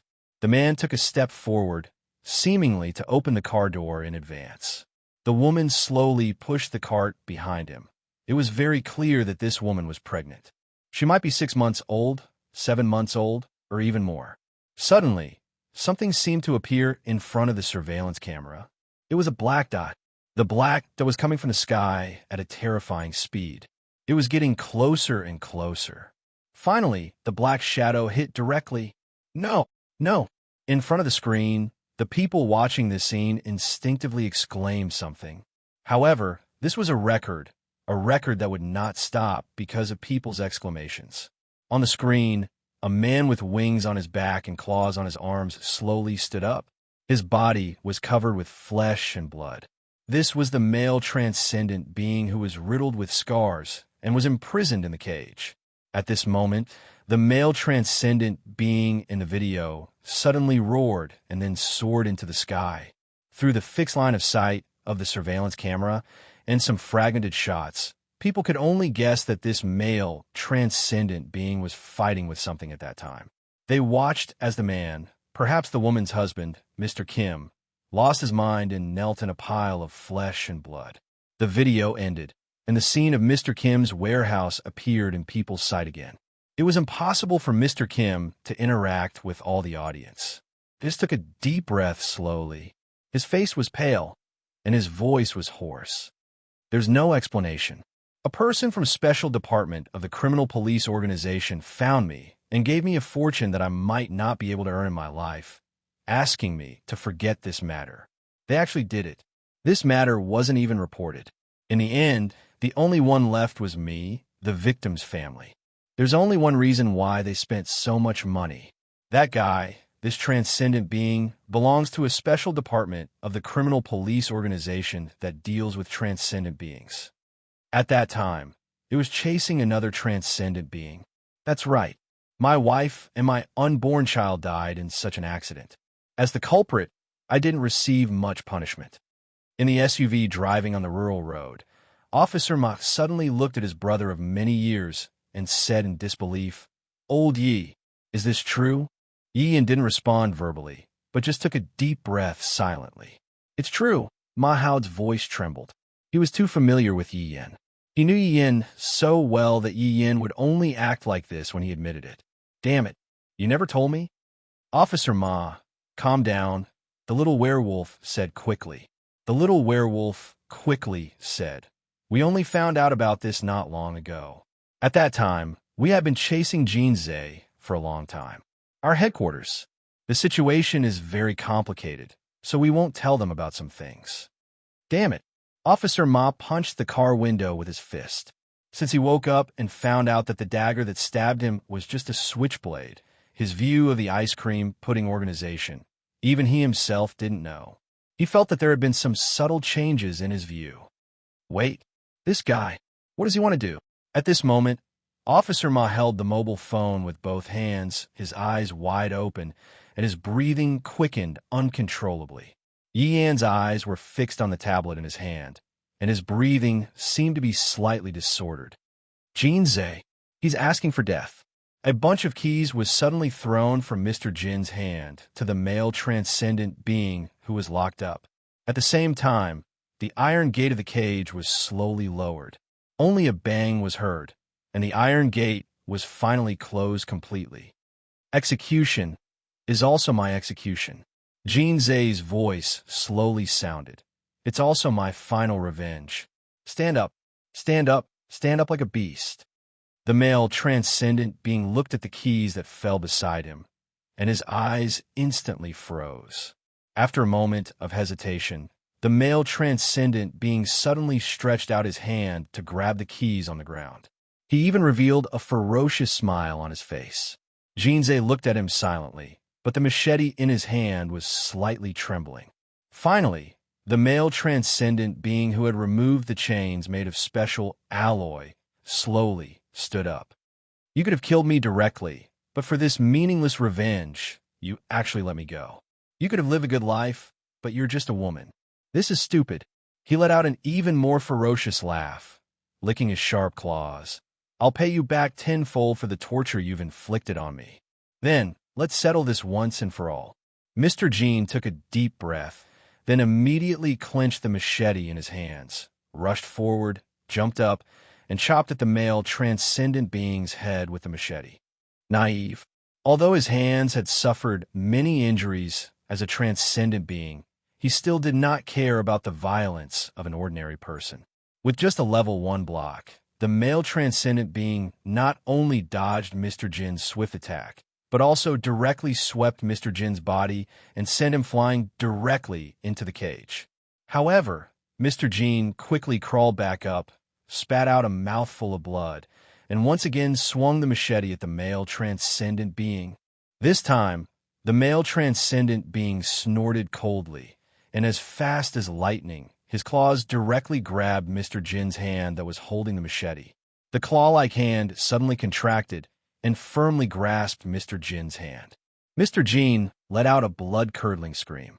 He tried his best, but he still couldn't break free from the other party's claws.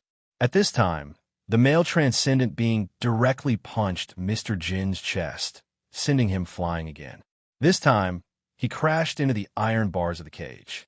This time, Mr. Jin, who had fallen to the ground, couldn't get up quickly.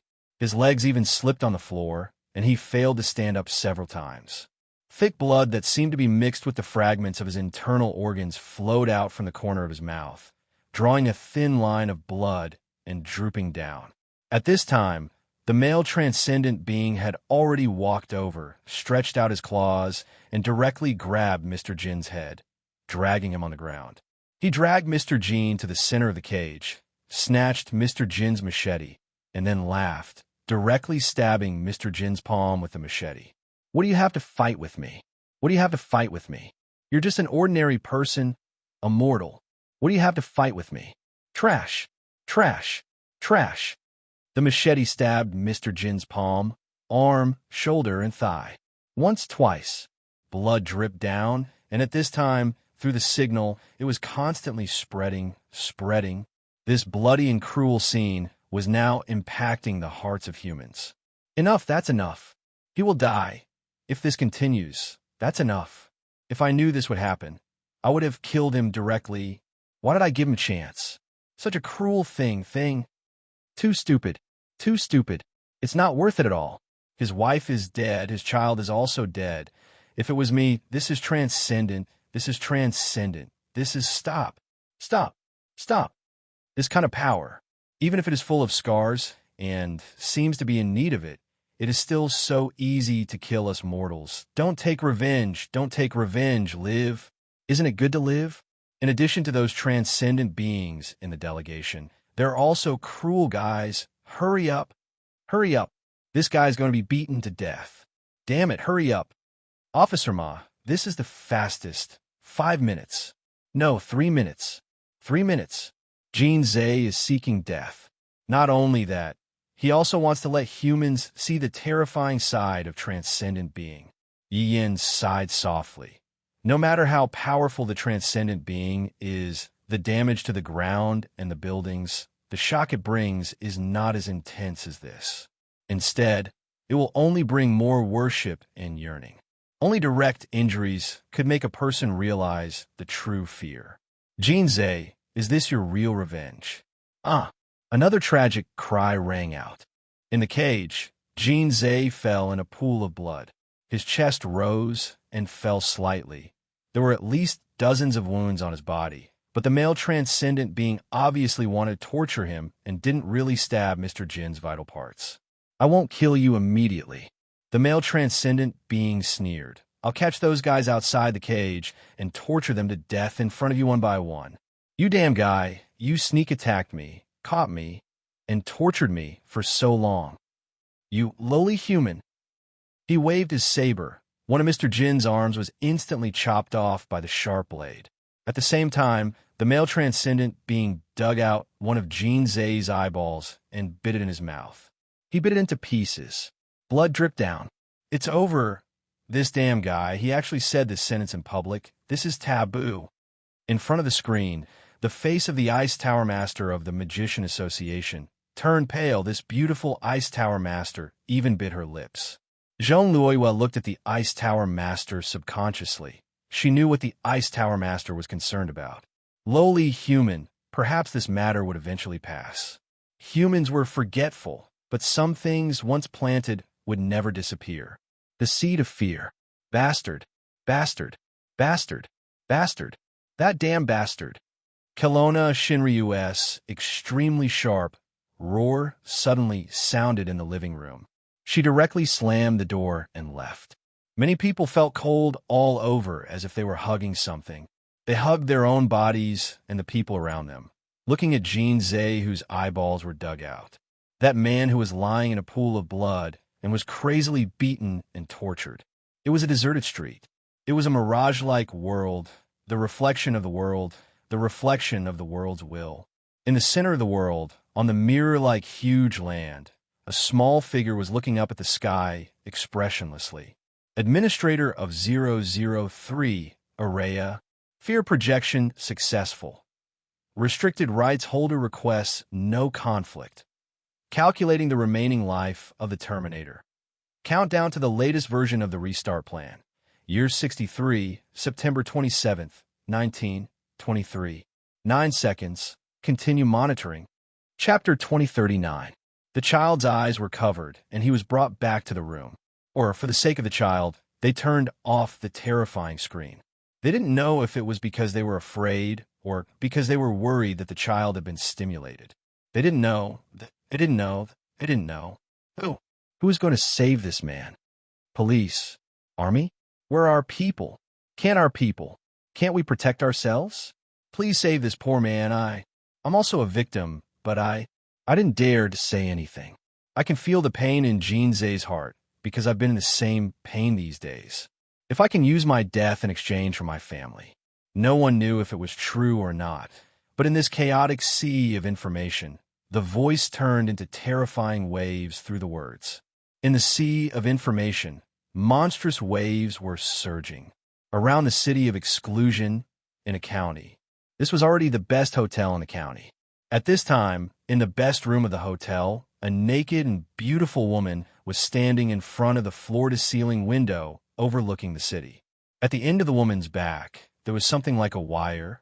Like a tail, one end of it was connected to the network port of the room.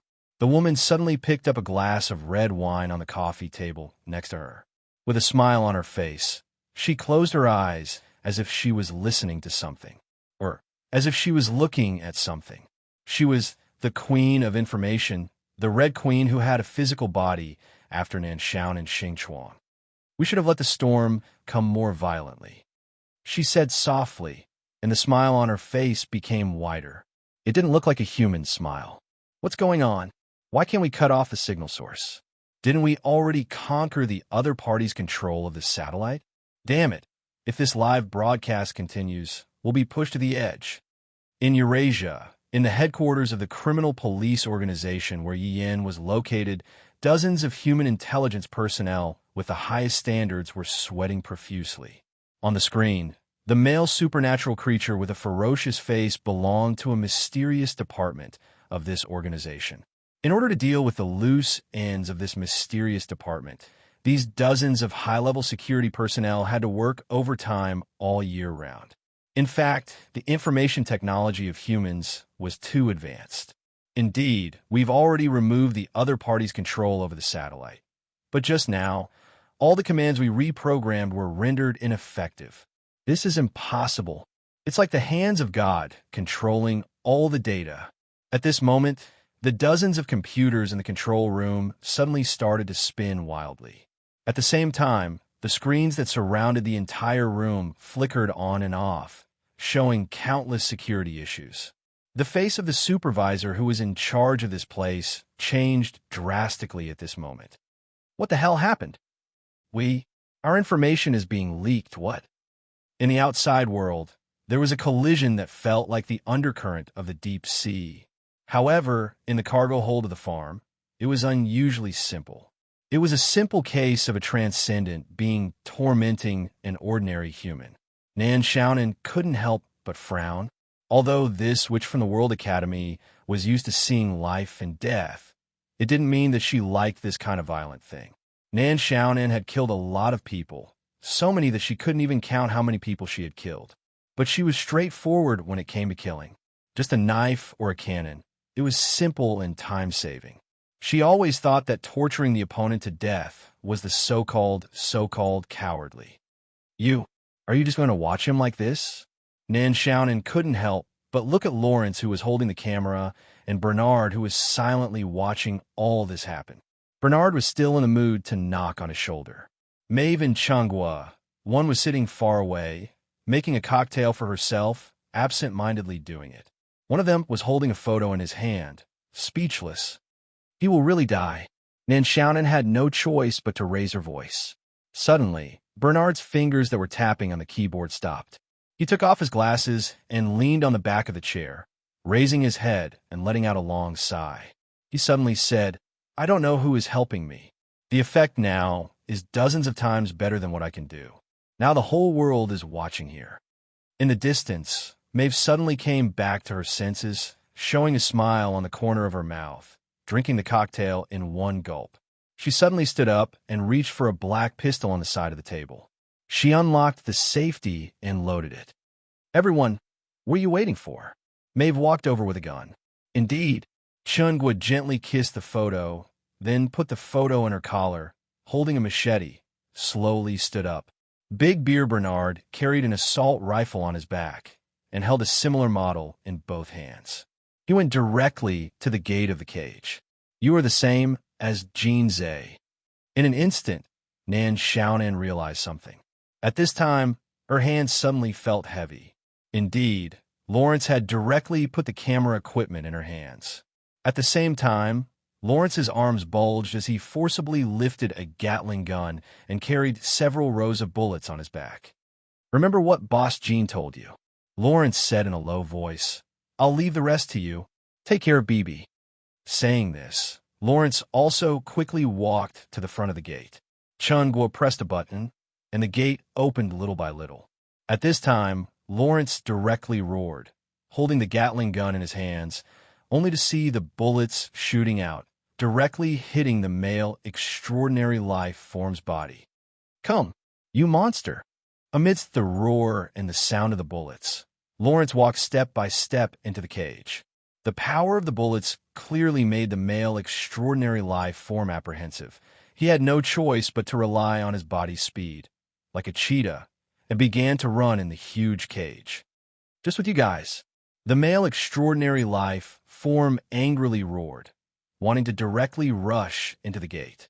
However, when Chun Guo was the last to enter the cage, the door was instantly closed. Facing the charging male extraordinary creature, everyone instantly scattered.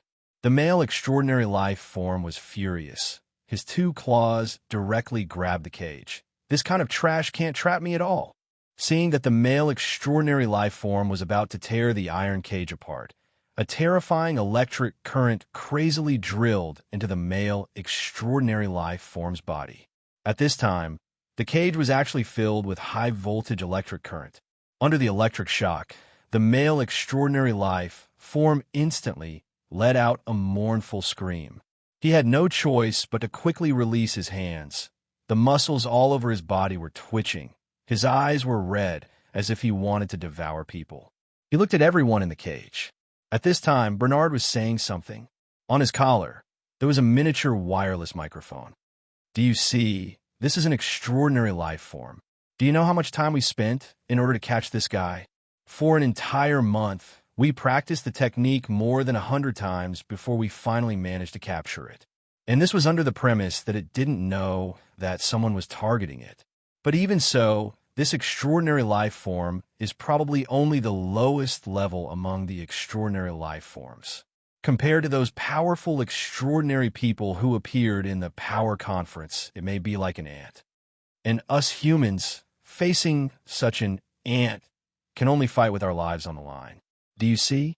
It has the speed of a cheetah, the strength of a brown bear. It can also fly, but now it can't because half of its wings are broken, but is still very powerful. A few bullets, dozens of bullets can't kill it all."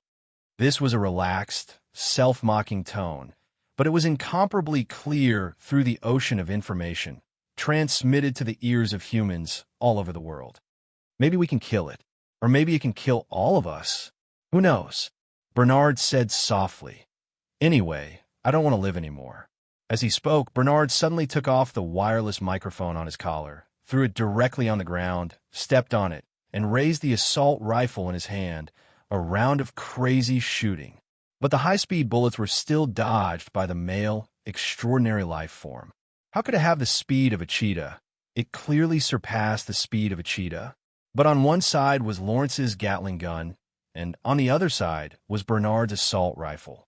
The male extraordinary life form had no choice but to be suppressed by the terrifying firepower.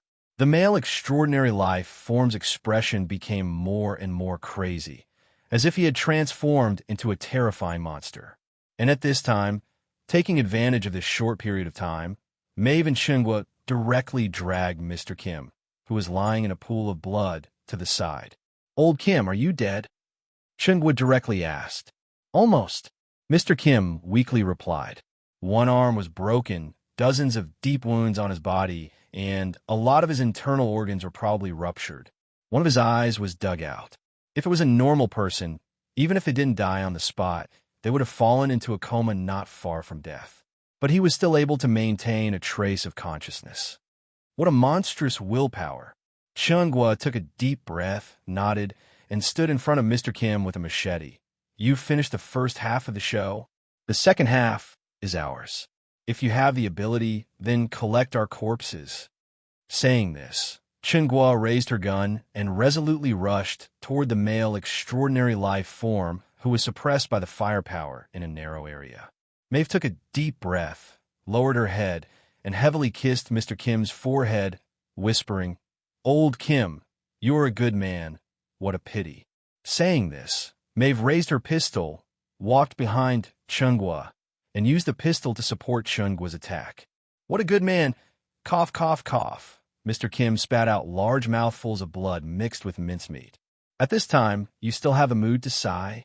Behind him, a familiar voice suddenly came. Mr. Kim moved his gaze with difficulty and saw Nan Xiaonan standing outside the cage. At this time, Nan Xiaonan's face was still pale, just like every time he saw her weak and helpless appearance. You should have recorded this scene. Not here, cough cough. Are you stupid? Isn't there a bracket? Who would carry such a heavy thing for no reason? Nan Xiaonan retorted with a trace of anger. You are a group of lunatics. A group of idiots. Mr. Kim didn't say anything, and his eyes didn't look at Nan Xiaonan's body. Instead, he looked forward. Blood had already dyed his face red, and also dyed his remaining vision red. What he saw was actually a world of blood. Actually, I am very scared. Nan Xiaonan couldn't help but be startled. She looked at Jin Zhe in astonishment. I escaped at that time. Jin Zhe used his remaining hand to search for something in his pocket. Until now, I still don't dare to claim her body. The pile of flesh and blood, maybe not even a body. Until now, they're probably still lying in the freezer, cold. Jin Zhe, Maeve, Chenghua, Bernard, and Lawrence. Even Bebe, cough, is much stronger than me. He finally succeeded in taking out a small bottle from his pocket and used his fingers to cap the bottle with difficulty. Only I am the timid and weak one. After that, he finally turned his head and looked at Nan Xiaonan with his remaining eye that seemed to be about to close at any time. I have heard the sound of you crying. He raised his head and swallowed all the things in the bottle into his mouth. His breathing seemed to have completely stopped at this moment, and even his heartbeat seemed to have stopped. Nan Xiaonan took a deep breath. She knew what was in the bottle. It was something that could make people forget pain and sink into the spiritual world, like a hallucinogen. It didn't bring any strength to people, but only worked on people's spiritual world. Forget the pain, whether it is physical pain or mental pain. Finally, after a few breaths, Jin Zhe opened his eyes and slowly climbed up from the ground. Take good care, Bebe. Like the final radiance of the setting sun, Jin Zhe's weak state suddenly became full of strength. He stretched out his hand and took out a grenade from the tactical belt on his waist and used his teeth to bite open the fuse on it. Charge! Charge towards the male extraordinary creature that was wreaking havoc. Nan Xiaonan fiercely grabbed the key hanging on her chest and held it tightly. Time seemed to have slowed down for her active brain. Damn it, damn it, damn it.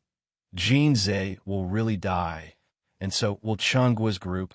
This is not a situation that can be won. The best ending is to die together. But what's the point of doing this?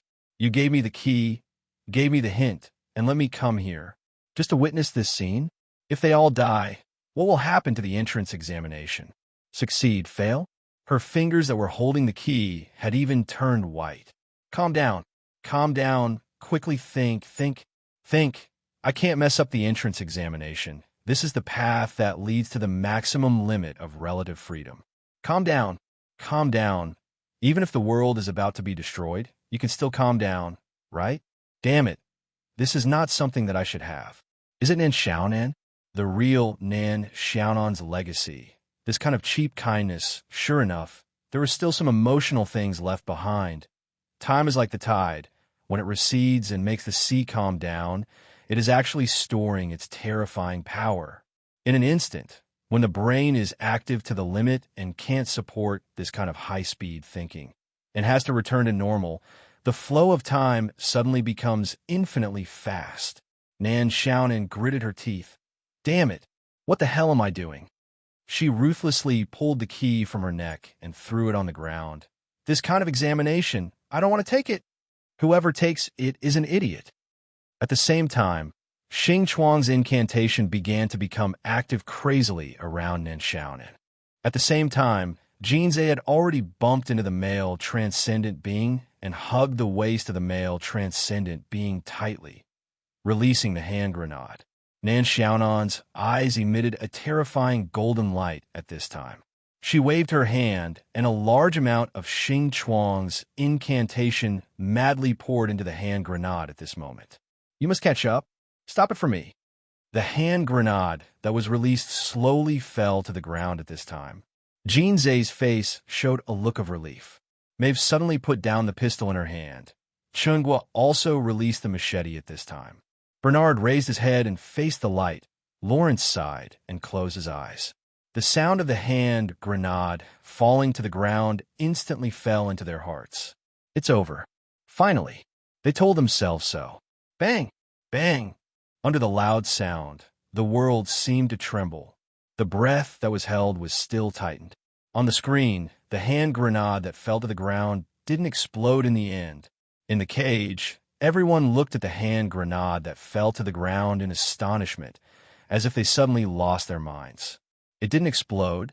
Then where did the loud sound come from? Two strong lights suddenly shot at this time. It turned out to be a black SUV. At this moment, it directly broke through the door of the warehouse and suddenly crashed into the cage without stopping. The male transcendent being was suddenly startled at this time. The moment when Jean Zay released the hand grenade, it even felt the breath of death. The fear at that moment almost made it desperate. However, ha! God is also helping me. You can't kill me. Ha! Go to hell.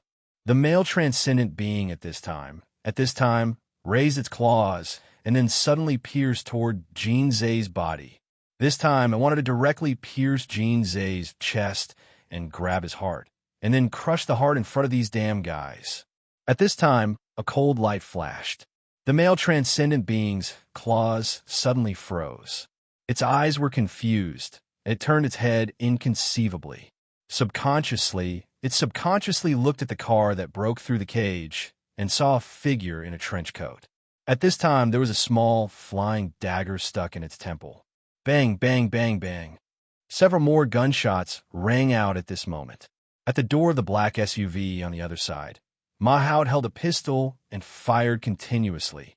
The bullets passed through the twisted iron railing and shot at the male transcendent being's eyes. The fragile eyeballs were directly shot at this moment. Damn it, this is the most amazing thing I've done in my life. Sir Ma couldn't help but scream at this time. The male transcendent being's body instinctively retreated a few steps. It opened its mouth as if it wanted to say something and finally fell back. Seeing this in the dead silence, the little werewolf rushed out, ran to the camera, and pressed the button to turn it off. The screen completely darkened. Hashtag PS. There's one more chapter before 12 o'clock. Chapter 2040. Okay, I'll take care of it. Old Lou. I want to be alone. Outside the warehouse of the farm, more than a dozen police cars had already surrounded it. After hanging up the phone, Mahout quickly walked to Yi Yan's side. At this moment, Yi Yan was standing in front of Jean Zay without saying a word. Jean Zay's body was dragged out of the cage and placed aside. His breathing was so weak that it was almost non-existent. On the other side, Chungwa and the others all had serious injuries left from fighting with male extraordinary creatures. All of them were crippling injuries. They sat quietly against the wall, looking very calm. The ambulance is on the way, but it will take some time. Mahout patted Yi Yan's shoulder and looked at the motionless Jean Zay. He frowned and hesitated. Can Jean Zay make it? Yi Yan shook his head. He can't make it. Officer Ma couldn't help but feel sad. Suddenly, he went to Big Beard Bernard like a madman, grabbing his collar and lifting him up. Is it worth it? Is it worth it? Bernard looked at him. Facing such a roar, he only showed a smile that made Mahout's heart tremble. Sir Ma angrily threw Bernard down and ran out of the warehouse, yelling, "Where's the ambulance? Haven't they arrived yet? Ambulance!" This fat police officer is a good person. She looked up and leaned her head against the wall. Speaking of which, you've been chasing us for so long, but we don't seem to know your name. Yi Yan nodded. You've been chasing us for so long, but we still don't know your name. Yi Yan looked at Bernard expressionlessly. Didn't this guy tell you? Agent Bernard? Big Beard shrugged. I'm just a bad guy who hides in the office to get paid, not an agent. Yi Yan shook his head as Bernard's information flashed through his mind. This guy used to be a member of his organization's faith and security department. The reason he joined Ice Cream Pudding was that an orphanage donated by Bernard was completely destroyed in a supernatural incident.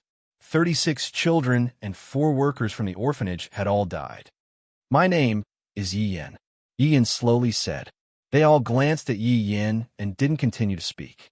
At this moment, Yi Yin frowned and said, 2 women escaped just now. One of them should be one of your members. She's called Bei Bei. Who was the other one? Are they new companions? When the werewolf turned off the camera, the woman who was supposed to be next to the cage suddenly disappeared. Later on, according to the little werewolf's judgment, what seemed to have disappeared were the scents of 2 women, but he didn't have time to track them down because the scene at that time was too chaotic. Moreover, the male supernatural creature's corpse was lying there. Go and investigate yourself, Officer Yi. Bernard smiled and said, I hope you can find it. I will. Ian nodded. Then Ian walked in front of Bernard, grabbed his wrist, and handcuffed him. He said in a low voice, I'm sorry this time. I've caught you. In a house not far from a farm, Nan Xiaonan slowly put Bei Bei, who was on her back, on the ground. Bei Bei had been injected with drugs and wouldn't wake up for a while. She didn't know if she would be able to accept it after she woke up and found out everything. Nan Xiaonan fetched some water and wiped Bei Bei's face. As for the owners of this house, they were now trapped in the room. Temporary Star created the door lock. It was a very simple matter. However, they couldn't stay here for too long. The police outside would probably find this place soon. Nan Xiaonan had to think about what to do next. First, she had to find a way to settle Bei Bei down, and then Nan Xiaonan suddenly regretted and blamed herself. She shouldn't have taken action. Frankly speaking, what did the ice cream pudding have to do with her? I'm too careless, too careless. The witch of the academic school in her world couldn't help but smile bitterly. What a beautiful child. Suddenly, a voice that made Nan Xiaonan feel a chill from the bottom of her heart sounded around. This witch of the academic school in her world couldn't help but shiver and turn back. In the dark night, the elegant servant girl came behind her. There was even a hint of a smile on the servant girl's face that Nan Xiaonan couldn't figure out. Hi, madam. Good evening. Lady Nan, you're talking nonsense again. The servant girl took 2 steps forward and slowly opened her palm in front of Nan Xiaonan. A key was suspended in the servant girl's palm at this time. This was the key that Nan Xiaonan pulled out and asked someone to throw it to the ground. Nan Xiaonan couldn't help but wail in her heart at this time, thinking that what should come would come eventually. But she didn't expect it to come so fast that she didn't even have time to think about how to explain it. Wow, so it's with you, madam. Nan Xiaonan instantly put on a harmless and silly smile. She even knocked on her own head and stuck out her tongue. I must have accidentally left it somewhere when I was running away. I was so worried, I thought it was really lost. With this, Nan Xiaonan stretched out her hand to grab the key. The servant girl didn't move, and the key quietly suspended in her palm. She just narrowed her eyes at Nan Xiaonan. Nan Xiaonan's heart suddenly thumped, and her hands became stiff. She didn't know whether to take it or not. The servant girl said slowly, Lady Nan, how dare you? This is the thing that the master gave you, and you threw it on the ground without thinking and even stepped on it several times. I didn't step on it. I just threw it. Don't accuse me. F***CK. She felt that it was too late to cover her mouth now, but she still covered her mouth, thinking that she should struggle. I didn't mean it. I didn't know what I was thinking at that time, she desperately explained. You see, I didn't choose my body well at that time, did I? At that time, I didn't have a choice. I could only hurriedly find the nearest one, the one with the best compatibility. I also didn't know that her remaining sense of justice was so strong. Hey, lady boss, listen to me. Congratulations, Lady Nan. The master said you're qualified. What did you say? The servant girl chuckled and slowly handed the key in her hand to Nan Xiaonan. The moment you threw it away, you were qualified. Nan Xiaonan sucked in a breath of cold air in disbelief. There's such a thing? Follow me. The servant girl chuckled and walked out. Nan Xiaonan didn't have time to think about it. She looked back at the sleeping Bei Bei, frowned, and temporarily put a few things in the living room under Xing Chuang's care, and then hurriedly followed her out. The ambulance is here. Hurry up. There's an injured person, seriously injured. Very, very seriously injured. Please. Sir Ma hurriedly pulled a young man wearing a mask from the ambulance and directly walked into the warehouse, Have I seen you somewhere before? You feel very familiar? How could it be, Officer Ma? Oh, that's right, eh? How do you know my name? Isn't it written on your ID, Officer Ma? Ma Howd subconsciously glanced at the ID hanging on his neck, nodded, and didn't say anything. Then two female medical staff wearing masks came out of the ambulance. Boss Jean, who was placed on the ground, was quickly put on a stretcher and sent into the ambulance. Because it was an emergency, the ambulance directly went ahead. Of course, there was a police officer accompanying it. Later ambulances also sent the remaining people of ice cream, putting away. The werewolf accompanied them, and Yi Yin and Ma Howd still stayed at the scene. There was a corpse here. It was the corpse of the male extraordinary creature. At this moment, Yi Yin squatted beside the corpse, looking at the throwing knife stuck in the corpse's forehead. This throwing knife was the last one he threw, but Yi Yin frowned at this moment. Old Yi, your flying knife is really... How did you practice it? I also want to know. Yin shook his head. What do you mean? Sir Ma now asked confusedly. It's reasonable to say that this guy's bones are very hard. This knife is too deep. Yin thought for a while and said, as if I didn't shoot it.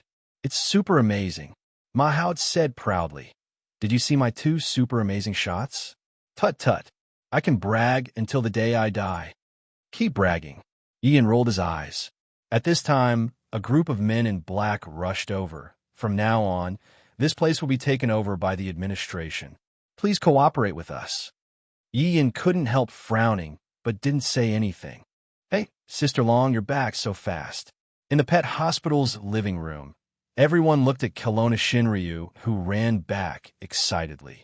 Long Shaw didn't say anything, but went upstairs directly. What could she say? She couldn't run fast in the city of exclusion, and she couldn't call for a taxi during the curfew. She just ran a few streets, and the live broadcast was over, so she had to run back unwillingly. She was crazy. The ambulance was moving on the dark road. However, the driver and the accompanying police officers were already asleep. However, the steering wheel was still turning automatically. It drove steadily. In the ambulance, 1 male and 2 female paramedics were looking at Jean Zay, who was motionless on the stretcher. One of the female paramedics hesitated. Boss, is this guy really going to die? In this case, normally it's true. The male paramedics said slowly. Then we are. She took off her mask and showed her face. Nan Xiaonan. The other 2 were naturally Boss Luo and Miss Servant Girl in disguise. Of course, we're here to respond to the customer's request. Miss Servant Girl looked at Nan Xiaonan and said calmly, Lady Nan, don't you think Mr. Jean Zay's soul is unusually active? Nan Xiaonan nodded subconsciously. It should be because of the Great Qing pill he took. Great Qing pill? Boss Luo looked at Nan Xiaonan strangely. Nan Xiaonan smiled embarrassedly. Don't care about these details. Let's go back to the Great Qing dynasty and talk about this pill. Boss, you should have known when you gave me the pill, right? Its function, Miss Servant Girl said calmly. It can be used on the spirit and enhance the soul to a certain extent. If it's taken for a long time, it can even slightly strengthen the soul. But it shouldn't be able to change the essence of the soul. Nan Xiaonan said seriously. Although I don't know what the creator of this pill intends to do, the essence of the soul is difficult to change. There are too many fields involved in this. However, to actually be able to enhance the soul was already a very rare thing. But it doesn't seem to be the technology of this sub-world. And what's the purpose of making this pill? To see me, Boss Luo said suddenly. To see you? Nan Xiaonan was stunned, her mouth slightly opened. To be exact, to make the shop appear. Boss Luo thought for a while. But they probably didn't expect that I can revoke some of the previous rules. I feel like I've been calculated. Miss Servant Girl chuckled. Boss Luo said casually, it doesn't matter. Anyway, I also want to see how far this pill can go. This Mr. Jean is obviously just a clinical experiment. Nan Xiaonan listened to the conversation between Boss Luo and Miss Servant Girl with some doubts. She couldn't understand the meaning of this at once, but she would understand the meaning of this conversation later, when she understood some of the shop's rules. If the essence of the soul could be artificially changed to attract the shop to appear, and then a controllable transaction could be carried out, this method would become a shortcut to obtain the shop's ability. Although such a shortcut still needed to pay an equal price, but it did become controllable. Suddenly, the ambulance jolted, as if it was on an uneven ground. At the same time, Nan Xiaonan saw a white light outside the curtain. Sunlight. Sunlight? Where is this? She subconsciously opened the curtain and looked out. The sun was shining outside, surrounded by mountains, blue sky, and white clouds, a sea of flowers. Jinzei, wake up. Jinzei, it was the smell of grass. Jinzei opened his eyes. He did wake up in a sea of flowers. He slowly propped himself up and looked at his hands in confusion. There was a dim light everywhere. Jinzei couldn't feel the pain from the wound on his forehead. He just saw a figure weaving a garland in the sea of flowers. His lips trembled. He got up and slowly walked to the back of the figure. He was afraid that if he walked too fast, he would wake her up. He was afraid that if he walked too fast, everything would suddenly disappear and he would wake up with a start. This might be a dream. Jinzei. Finally, the woman turned around and raised the finished garland to him. You're here. Clap, clap. Nan Xiaonan put her palms together, closed her eyes, and bowed. Mr. Jin, congratulations on your family reunion. In the middle of the sea of flowers, there was a small mound of earth. Although this mound looked a little out of place with the sea of flowers, the seeds of the flowers would germinate on the mound and then cover it up. But why? Nan Xiaonan looked at Boss Luo confusedly. Because of kindness? Boss Luo put down a white rose in front of the grave and smiled. Listen. Nan Xiaonan opened her mouth. Listen to what? She looked at the nameless grave in a daze. A gust of wind blew and messed up her hair. There seemed to be a voice in the wind. Save him, anyone. Save him, save this poor man. I hope he can be happy. I hope he can be free. Save him. This was everyone's heartfelt wish. Although it was weak, in this world at that moment there were thousands, millions, tens of millions of people who were begging for something. At this moment, the breeze gradually gathered in Boss Luo's palm. Finally, it formed a dazzling ball of light and then disappeared into his palm. Boss Luo whispered, It's quite heavy. Chapter 2041. In a secret corner, a young man wearing a freight company's uniform appeared on the screen. Another young man in a white shirt was sitting casually in front of the screen. The young man in the white shirt said thoughtfully, So, the experiment of soul ascension failed. You can't say that. The young man on the screen said indifferently, he just didn't appear in the end. It doesn't mean that soul ascension is a failure. Maybe it's because the effect isn't enough, or maybe it's because Jinzei's physique isn't suitable, or maybe the catalysis method is wrong. After all, soul ascension was brought by the fool. It doesn't matter. If you like, you can continue the experiment. The young man in the white shirt didn't care. However, the development of soul ascension is just to make it more convenient. Now, the black card scattered all over the world is obviously more effective than soul ascension. The young man on the screen said, You're not the only one who has eyes on the black card. Everyone has eyes on it. Moreover, there's a limited number of black cards. If soul ascension is successful, it can be mass-produced. Even if it can be mass-produced, the materials needed to make soul ascension are quite troublesome. This doesn't necessarily mean that it's more cost-effective. The young man in the white shirt suddenly said, You come back first. Get ready, it's almost time. The young man on the screen didn't say anything, but the communication was directly disconnected at this time. He was the one who disconnected it. The young man in the white shirt suddenly chuckled at this time and muttered, So fast. I was going to make fun of this guy's clothes. It's really not suitable. Shaking his head, the young man in the white shirt slowly looked at a palm-sized, white jade statue placed in front of the table. It was obviously a very good jade, and the jade statue was carved in the shape of a woman. He stared at the white jade statue for a moment. Next, after a moment, the young man in the white shirt walked out of the room. He walked in a long, narrow, white metal passage. After a while, the young man in the white shirt came to a metal door. The door opened, and he stepped in. Inside was a huge ring-shaped testing ground. A large number of people in silver robes were busy underground in this testing ground. The entire experimental field was at least 40 to 50 meters deep, and a large number of transport tracks crisscrossed within it. Above the tracks, huge spheres filled with liquid hung, and within these spheres, there were many identical bodies soaked in the light gray liquid. These are about to mature as well. The white-robed young man retracted his gaze and looked up at the highest spot. At the very top, there were two huge cylindrical containers, and each of the containers had a person hidden inside. One was Yin Xiaoxi, and the other was feral. They seemed to be in a deep sleep, not moving at all. After midnight, Nan Xiaonan returned to the house that Bei Bei was temporarily staying in. No one had found this place yet, but it would be soon. Nan Xiaonan quietly took Bei Bei away. This was already outside the boundaries of the city of exclusion, and she could already do many things herself. Nan Xiaonan didn't bring Bei Bei back to the city of exclusion. Instead, she sent Bei Bei to a small county town in the middle of the night, where she found a lonely old man's house. Things like memories couldn't be changed. However, it wasn't difficult to change some memories. The old granny was in good health, but her children had passed away due to a traffic accident many years ago.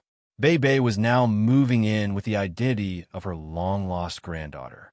Although this was a very soap opera plot, she didn't need to use her brain, right? The fellows in the ice cream pudding all hoped that she could take good care of Bei Bei, but this demoness from their world didn't agree to it directly. Did she? Nan Xiaonan felt that she was really a good person, and that she had done her best. This way, it was convenient. How nice. Before she left, she placed her hand on Bei Bei's forehead to calm her unstable mind. After Little 8 changes your personal information, you can continue to live with a new identity. From now on, your name will be Bei Bei. This was because she was too lazy to think of another name. Forget Jinzei, forget everyone in the ice cream pudding. Finally, forget me, little girl. At dawn, Nan Xiaonan left the small county town alone. She was going back to see the boss. Yes, this time, she could really call him boss. Time to go back a little bit. After the people from the Kelowna administration took over the scene, they quickly moved the corpse of the male transcendent being away. As for Yin, Sir Ma, and the little werewolf, they were also brought back. Finally, the members of the ice cream pudding, except for Jinzei. After the ambulance that took Jinzei away arrived at the hospital, Jinzei had completely turned into a corpse, and he was sent to the morgue without any chance of rescue. After hearing this news, Bernard and the others who were imprisoned were silent for a moment, and then they laughed out loud under the surprised gaze of the interrogators. However, as they laughed, they began to cry. They cried bitterly. No one knew what their fates were going to be for the time being. In theory, the Ice Cream Pudding Organization was defined as a terrorist organization by the Interpol, and this organization had always been secretly controlled by the Magician Association. Before dawn, the owner of the Magician Association, Ice Tower, personally came to the temporary command center of the administration to meet Fire Cloud, Evil God. The two of them met in a guest room, and they separated from each other. Madam Ice, do you mean to let them go? Fire Cloud, Evil God, looked at this mature woman with slight surprise. In fact, the owner of the Ice Tower was indeed a rare beauty, and she wasn't a bow-legged woman like what Father Stella said. But the old man still curiously glanced at this woman's dress. What do you think, Sir Fire Cloud? The owner of the Ice Tower asked in return.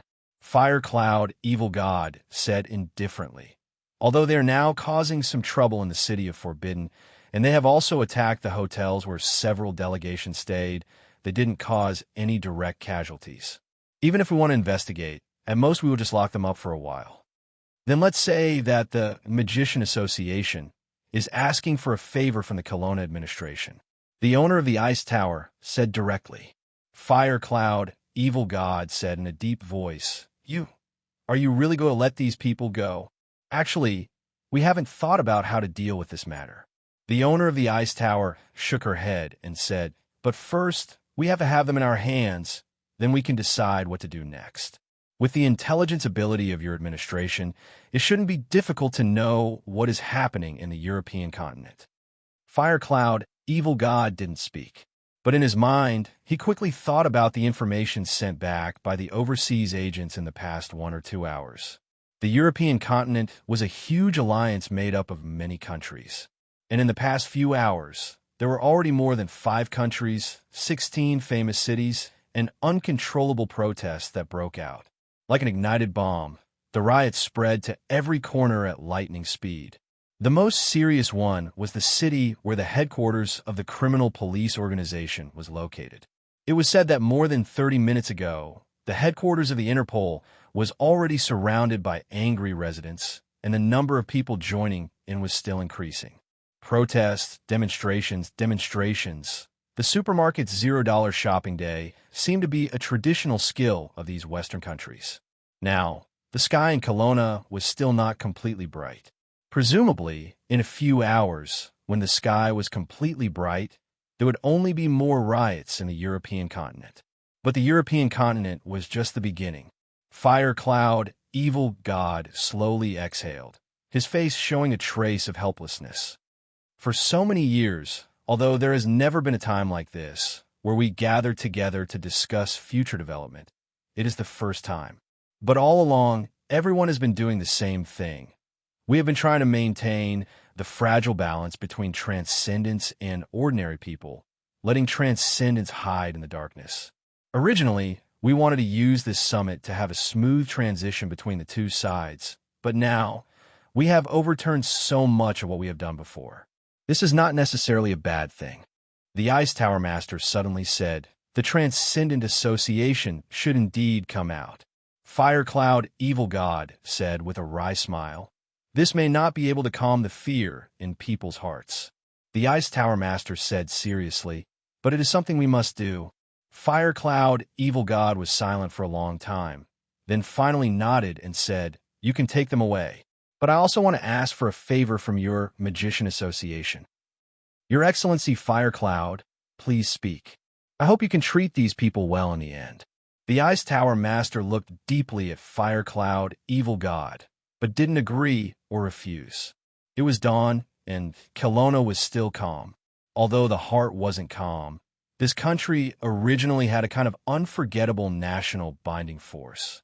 But when the people of China woke up after a bad night's rest, they opened the consultation channel and instantly received an overwhelming amount of explosive information. A storm surrounding the events of the previous night began in Eurasia and swept across the entire world. Lizzie originally wanted to watch a local program about street food that she watched every day, but she changed the channel more than 10 times, and all of them were special news programs. I don't want to watch anymore. Lizzie directly put down her phone. They were now on the way to the Transcendent Summit Conference. Although something that shook the whole world happened last night, today was the day the Transcendent Summit Conference reopened. Annie Run and Lizzie went out at dawn. You have to watch it even if you don't want to. Give me some material. Andy Run said at this time, there is no first-hand information. Old Ma, this guy actually turned off his phone. At the end of the live broadcast last night, I clearly saw this guy flashing. I'm so angry. Lizzie immediately criticized. Sister Ren, you're wrong.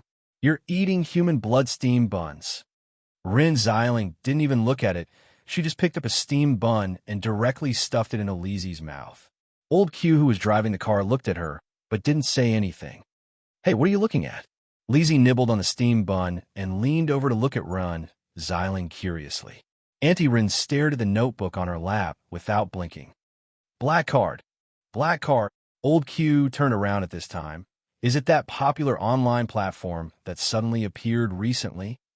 Ren Xiling nodded and quickly said, it's even more popular now.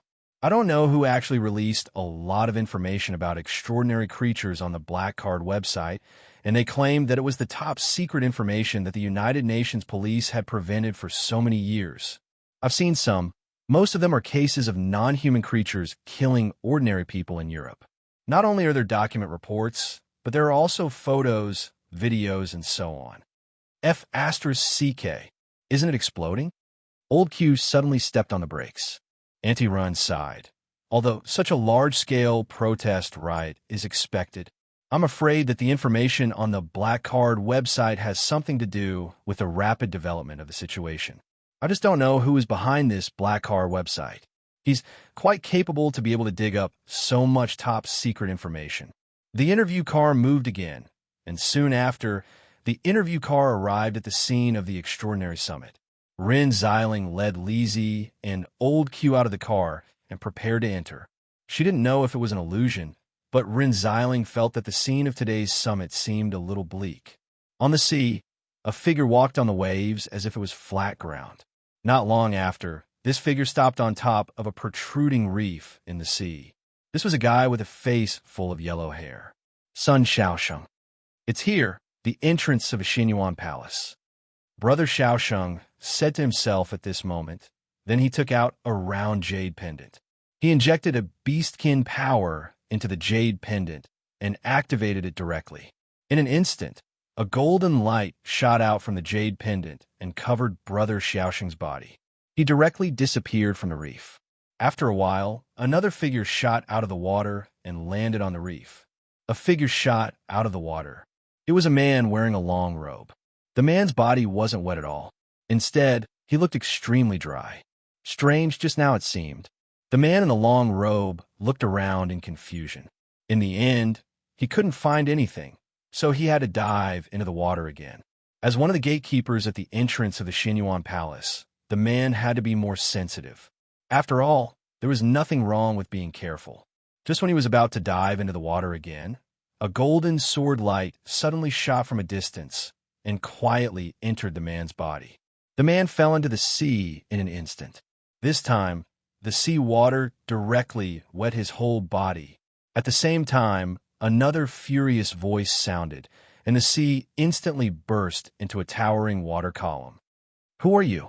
How dare you hurt people in front of the Xinyuan Palace? In an instant after the towering water column, the sea water within a radius of hundreds of meters shot out hundreds of water arrows at the same time. A man in a long robe was suspended in the air at this time, and his body was flashing with golden light. The guard in front of the Xinyuan Palace must be the Golden Sword Warrior of the Xinyuan Palace, a person with high combat power. Shui, you can't stop me. A faint voice came from the sky. The man in the long robe. Shui's face changed slightly in an instant. He looked up and said in a trembling voice, "You are." In an instant, countless water arrows turned back in an instant. They turned into golden sword chi, and the lightning arrows bombarded Shui's body. The sky was full of blood, and Shui fell into the sea. You are from the Gongsun clan.